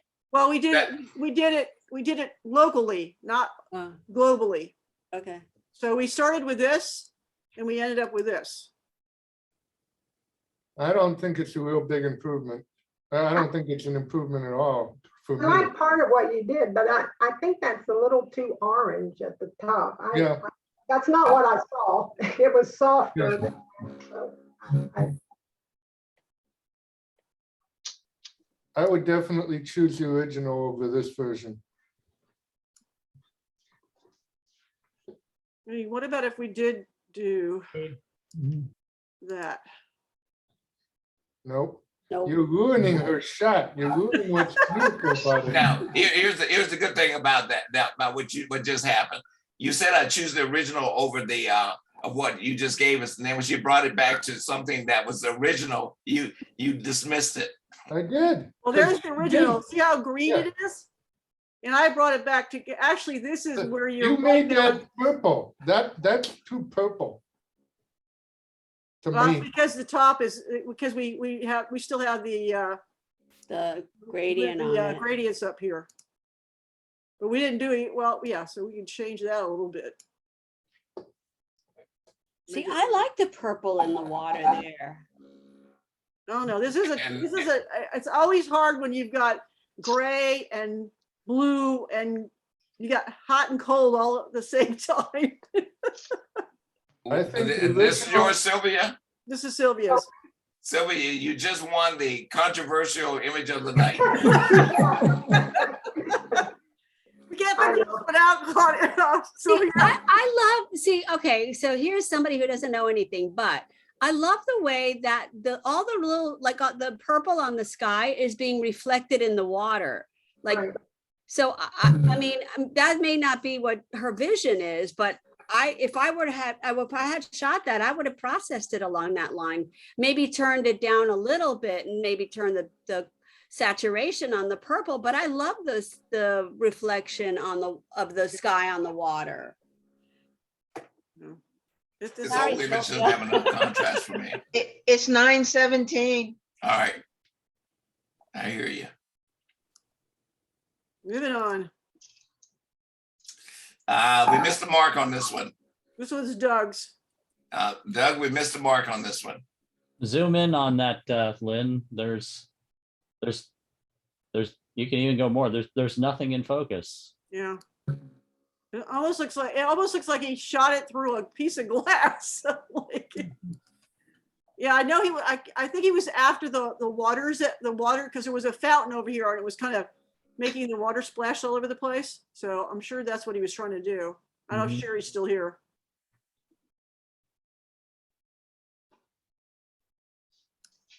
I don't see his name on the list anymore. Yeah, his wife was here, but I don't think he was. This one, those two little branches in the left side drove me crazy. It's such a beautiful shot and that's such a distraction. Brian, I can't wait for you to become a judge. Yeah, thank you, Lynn, for the crop. And yes, Brian, I agree with you again, 100% about those branches. I hate it. Oh my God. It's a record night. I hate it. Is this Niagara Falls? Yeah. Oh my God, it's beautiful. Yeah, Karen was there a couple weeks ago. Karen, so what do you think of that crop? I do. I didn't see the two little, I took some branches out on the left, but I didn't see that. Yeah, it just needed just a little bit too dark down here too. This is really heavy. And so it's kind of taken away from your image. So if you just crop off a little bit, and we got the branch while we're at it. And I just I love it that there's light over here as well. The only thing, I think I would kind of get rid of this up here too. Okay. What do you think, guys? Yeah, just that light part at the top, right on those two spots. Yeah. Right here and here. But yeah, this is beautiful. Thank you. It would look good on metal or metallic paper.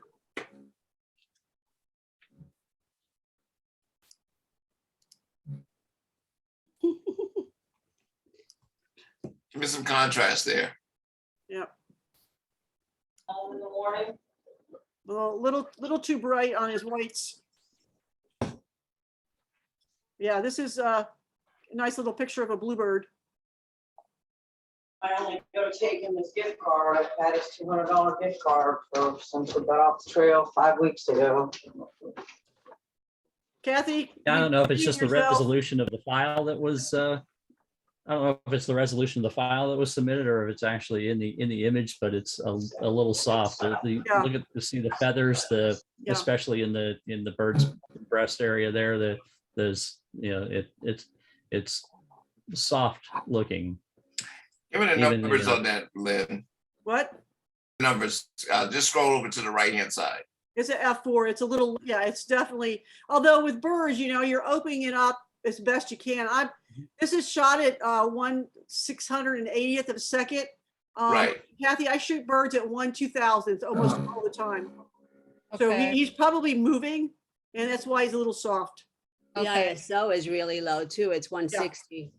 Yeah, this f-stops. Well, I'll shoot at the lowest on my I'll shoot at the lowest my lens goes is 5.6. And that usually isn't a problem as long as you get your focus on your eye and you're shooting fast enough. It should be in focus. Okay.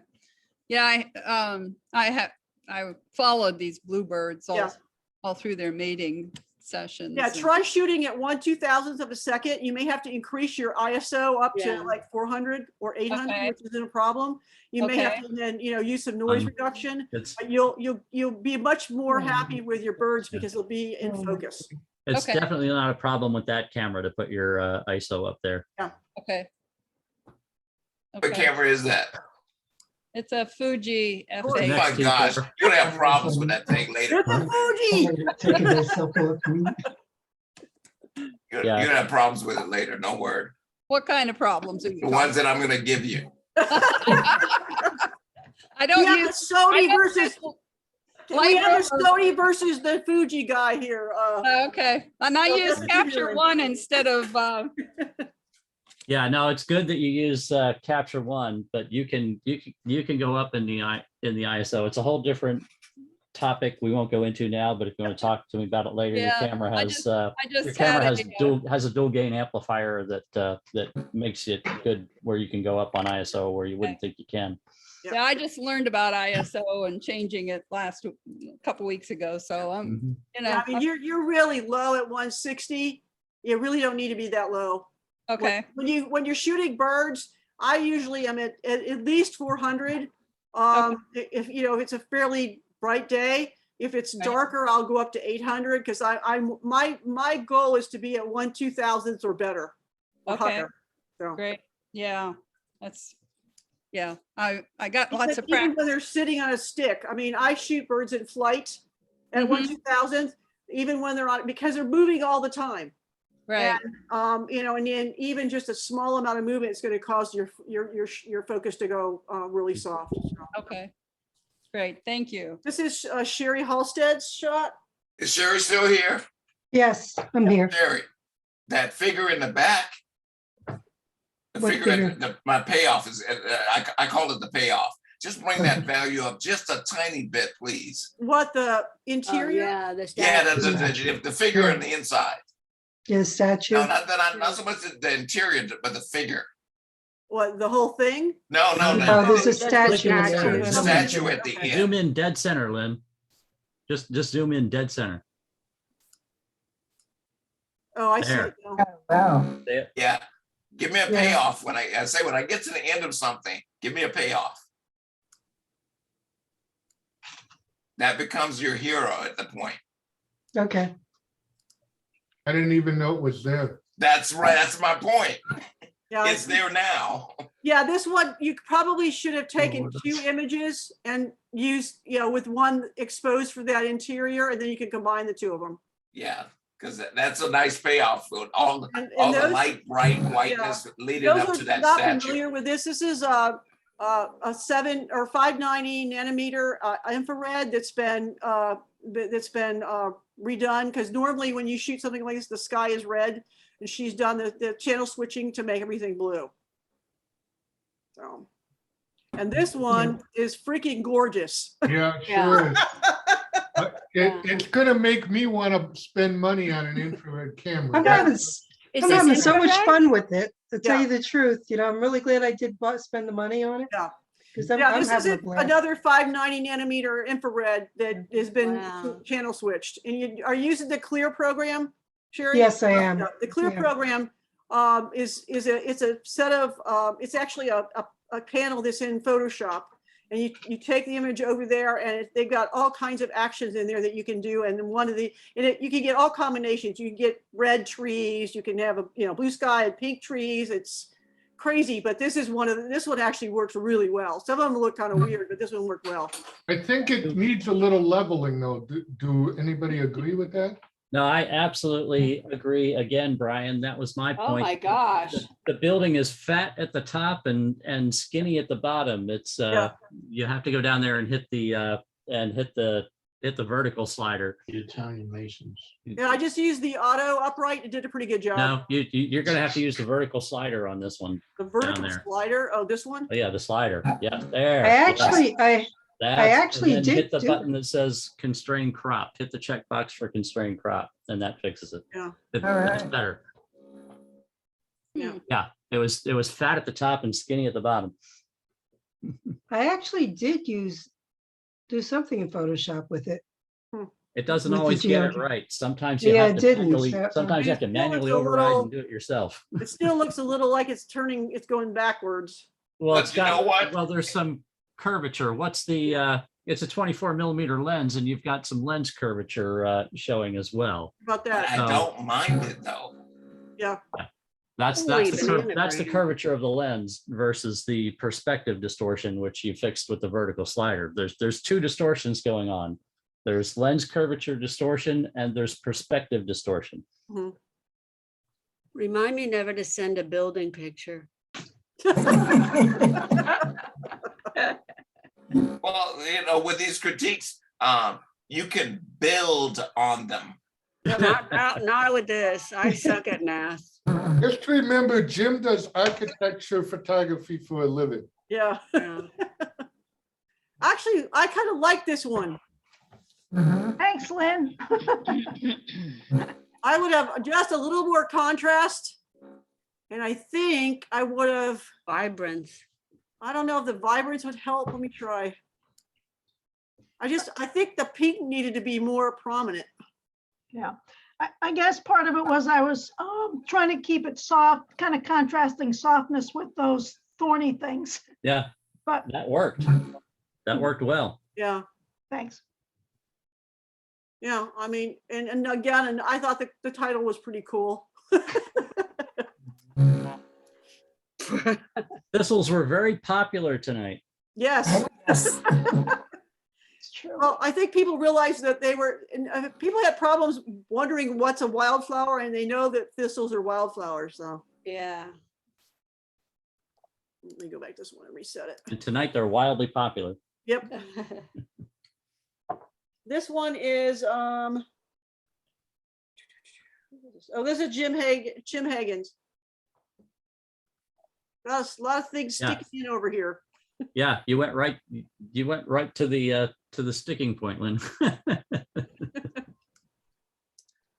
helps. Yeah. But at least your snow is white. That's good. Mhm.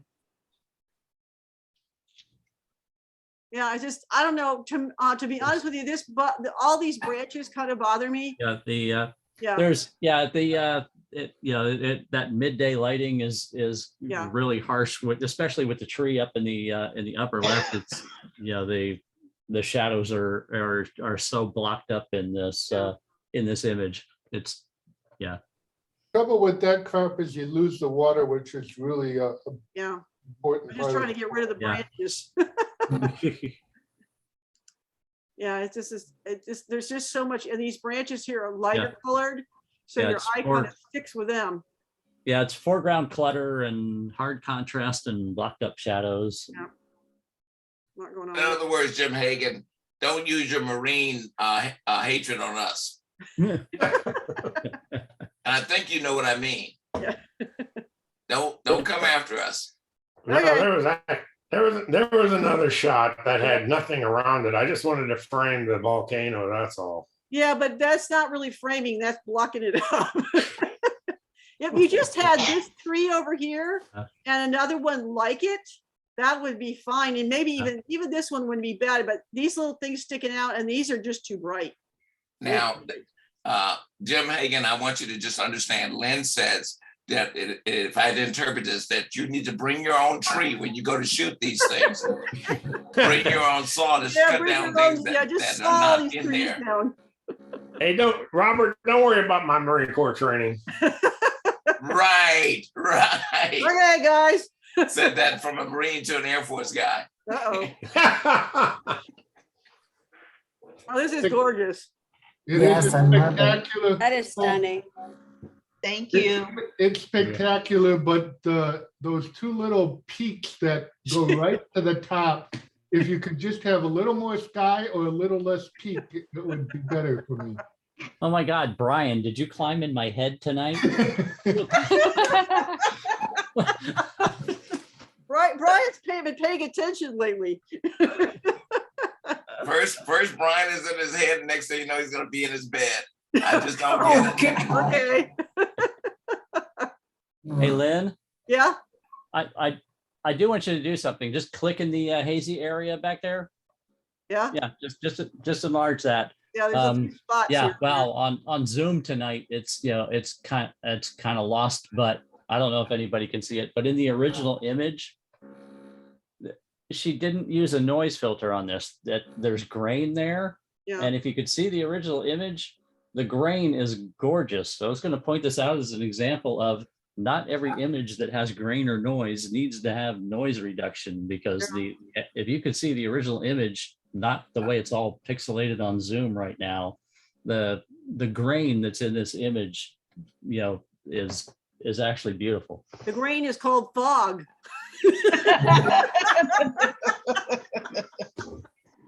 Got a little, I know a lot of people, spot right there, Les.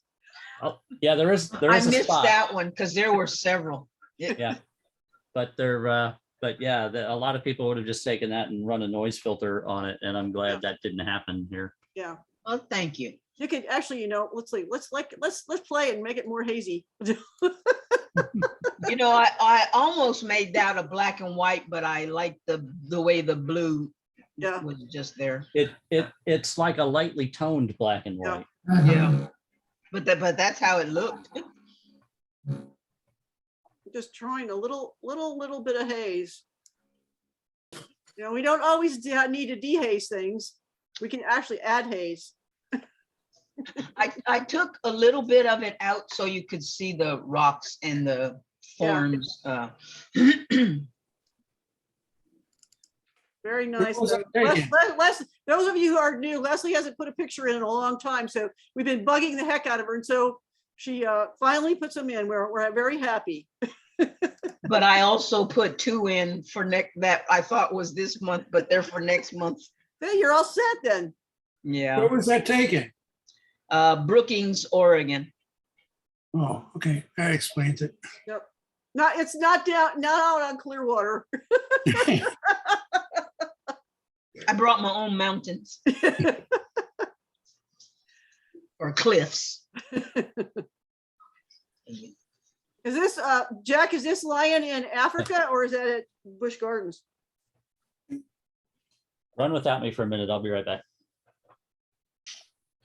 Hey Jack, where was this taken? I'm sorry, I was muted and didn't realize it. That was in Busch Gardens. Almost looks like he has another set of eyes up here.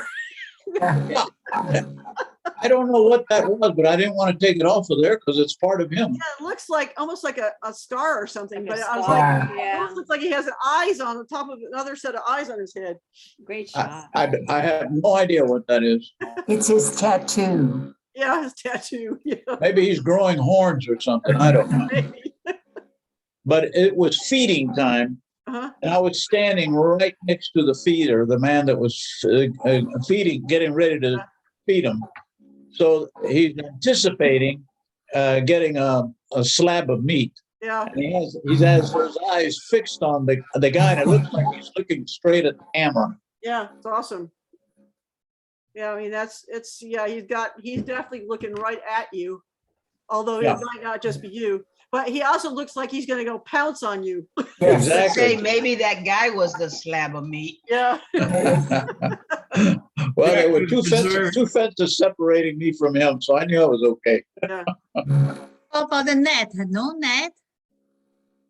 No, there was no net. No, I was shooting from above the fence.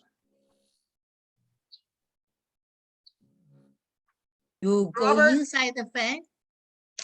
He shot over the fence, Fong. No, great comments already. Over the fence. All right. Anything? Yeah, great Robert, any comments? No. I like the Great look on him comments. too. Yeah, I like the detail front to back. Jack, Yeah. what f-stop did you use on that? 10. 10, Beautiful. thank you. And here, guys, he's shooting at 6400 6400. ISO. So that was handheld, Jack? Yeah, and that's my 100 to 400 millimeter lens. Yeah. And he's got 1/500th of a second, which is a little slow for animals. You know, even if it's not a bird, if it's any kind of anything that moves, I'm Yeah. usually trying to get as close to 1/2000th of a second as I can. But this one came out pretty good, even at one. He wasn't moving that much. So Yeah, he was. a bigger animal doesn't move as quickly and as much as a small animal. But yeah, the higher you could have probably gone up with a higher Right. f-stop if you had lowered your, with this high of an ISO. I would have if I was hand holding, but I was resting the camera right on the fence. Okay. Yeah. That's good. But I certainly would have not tried to do that free-handed. Yeah. Yeah. Great shot. The only thing is this is so bright, Jack. Oh, yeah. Okay. I think I would have lowered that, Yeah. just lowered the luminance on it. Uh-huh. Oh, not too much. Oops, going the other way.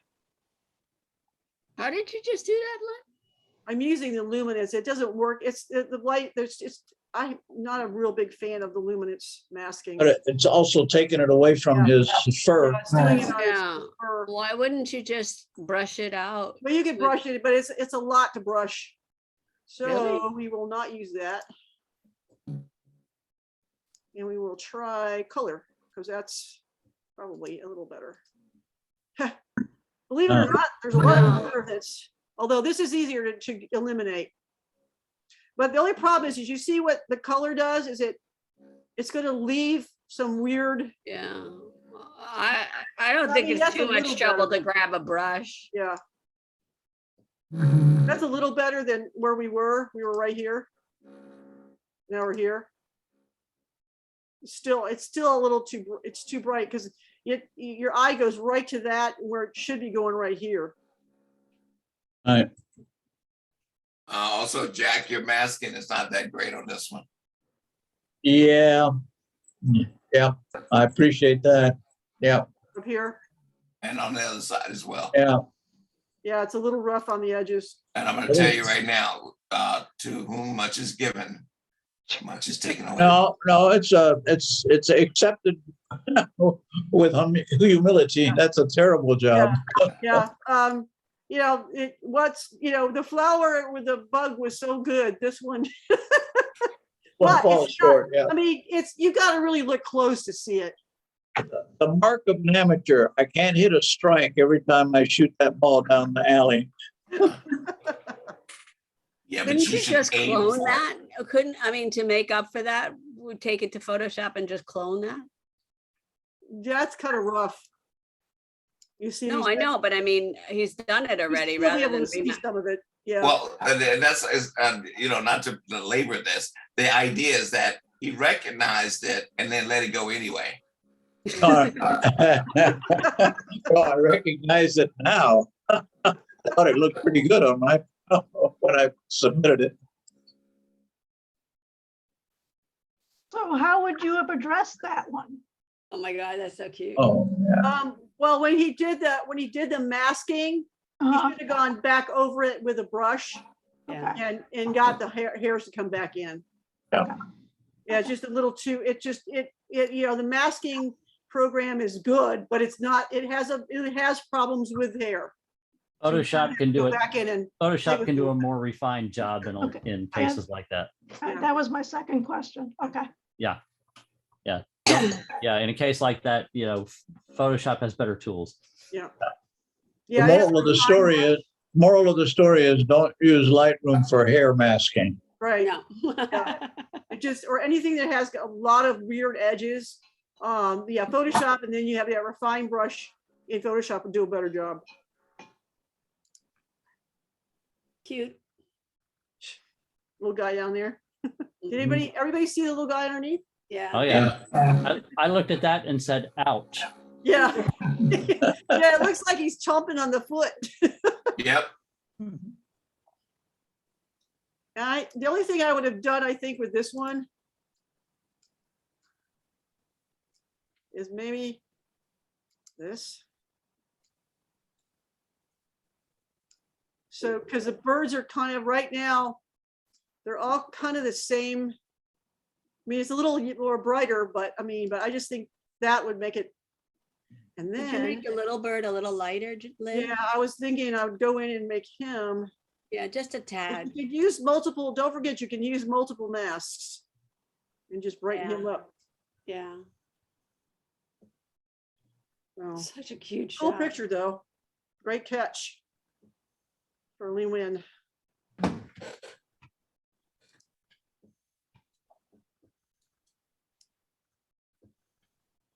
Contrast.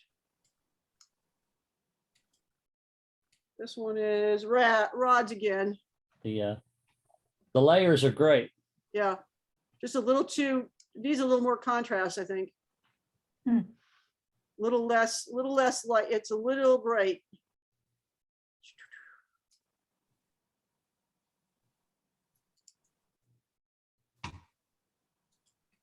This one is Sherry Kaczynski. Is Sherry here? Yes, I'm. Yep. Sherry, open up those eyes. Yeah, he's kind of in a weird position. Yes. And so his eye looks like it's not, it's there and it looks like it's almost in focus, but it's just, there is a little bit of catch light in it, but it's just not enough at that angle. The other part is that this thing here is way too bright. There's a little bit of motion blur in the head too. Yeah. Again, there's no, make sure when you send us the images, Sherry, that you don't strip out all the information. I guess I'm not doing it right, but I'm trying to send my metadata through and it's just not coming through. I don't know what I'm doing wrong, so. Okay. We can help you with that. Trust me, I'm still trying to get it right. Yeah. This rock is way too dark or light, so you can darken it down a little bit, and I don't know, like it, I don't know, browner, darker, I don't know, something. Yeah. Or cut it off. It's hard, but yeah, there's a lot of stuff going on here, and it takes you away from the bird, and then think about the pose, and you really want the bird to be, you want to be able to, the eye is the most important part on the bird, so you want to be able to see that eye very clearly. So okay, yeah, it's just if his head had been a quarter of an inch towards us, it would have been better. It would have been fine. Guys, anything else other than these big blotchy things here? Like, I don't know if we can take it. Yeah, a little bit. That helps a little bit. You got more bird and less background. Yeah. Yeah. That helped. Yeah. Okay, thank you. Yep. Left-hand side is not giving me any help. Yeah, right. I agree with exactly where you stopped it, Lynn. Yeah, it just gives us a little bit of depth. It does give depth when it's there. Yeah. Oh, it's just too much. Yeah. Yeah, you just got to make sure you're not, not giving, you just gave us, you don't want your eye to go wandering around over here trying to figure out what all this is. But if you do it right there, then you know what it is. It's more. All right, Lynn, go back for me for a second. Is this Sherry's? Yeah, this is Sherry. Sherry, tell me your thinking. Tell me your thought process. Why did you include that side? I guess just depth, but it was just too much. I didn't need to feel that much depth. No, the reason why I'm asking you about your thought process is because when we present something, I want to know why people leave something in, why they don't take it out, or why they don't include certain things. So I just wondered what your thought process was. Were you looking to balance it? Go ahead. I'm sorry, I talked over you. I guess it looked okay to me. So now that information, you have your main body of information on the right-hand side. and you gave me just as much negative on the left-hand side. So when you give me two that have equal weight, then you're telling me to look at both, and both of them don't have equal interest. Right. And then you've got these things here. You've got this black spot here and this black spot here.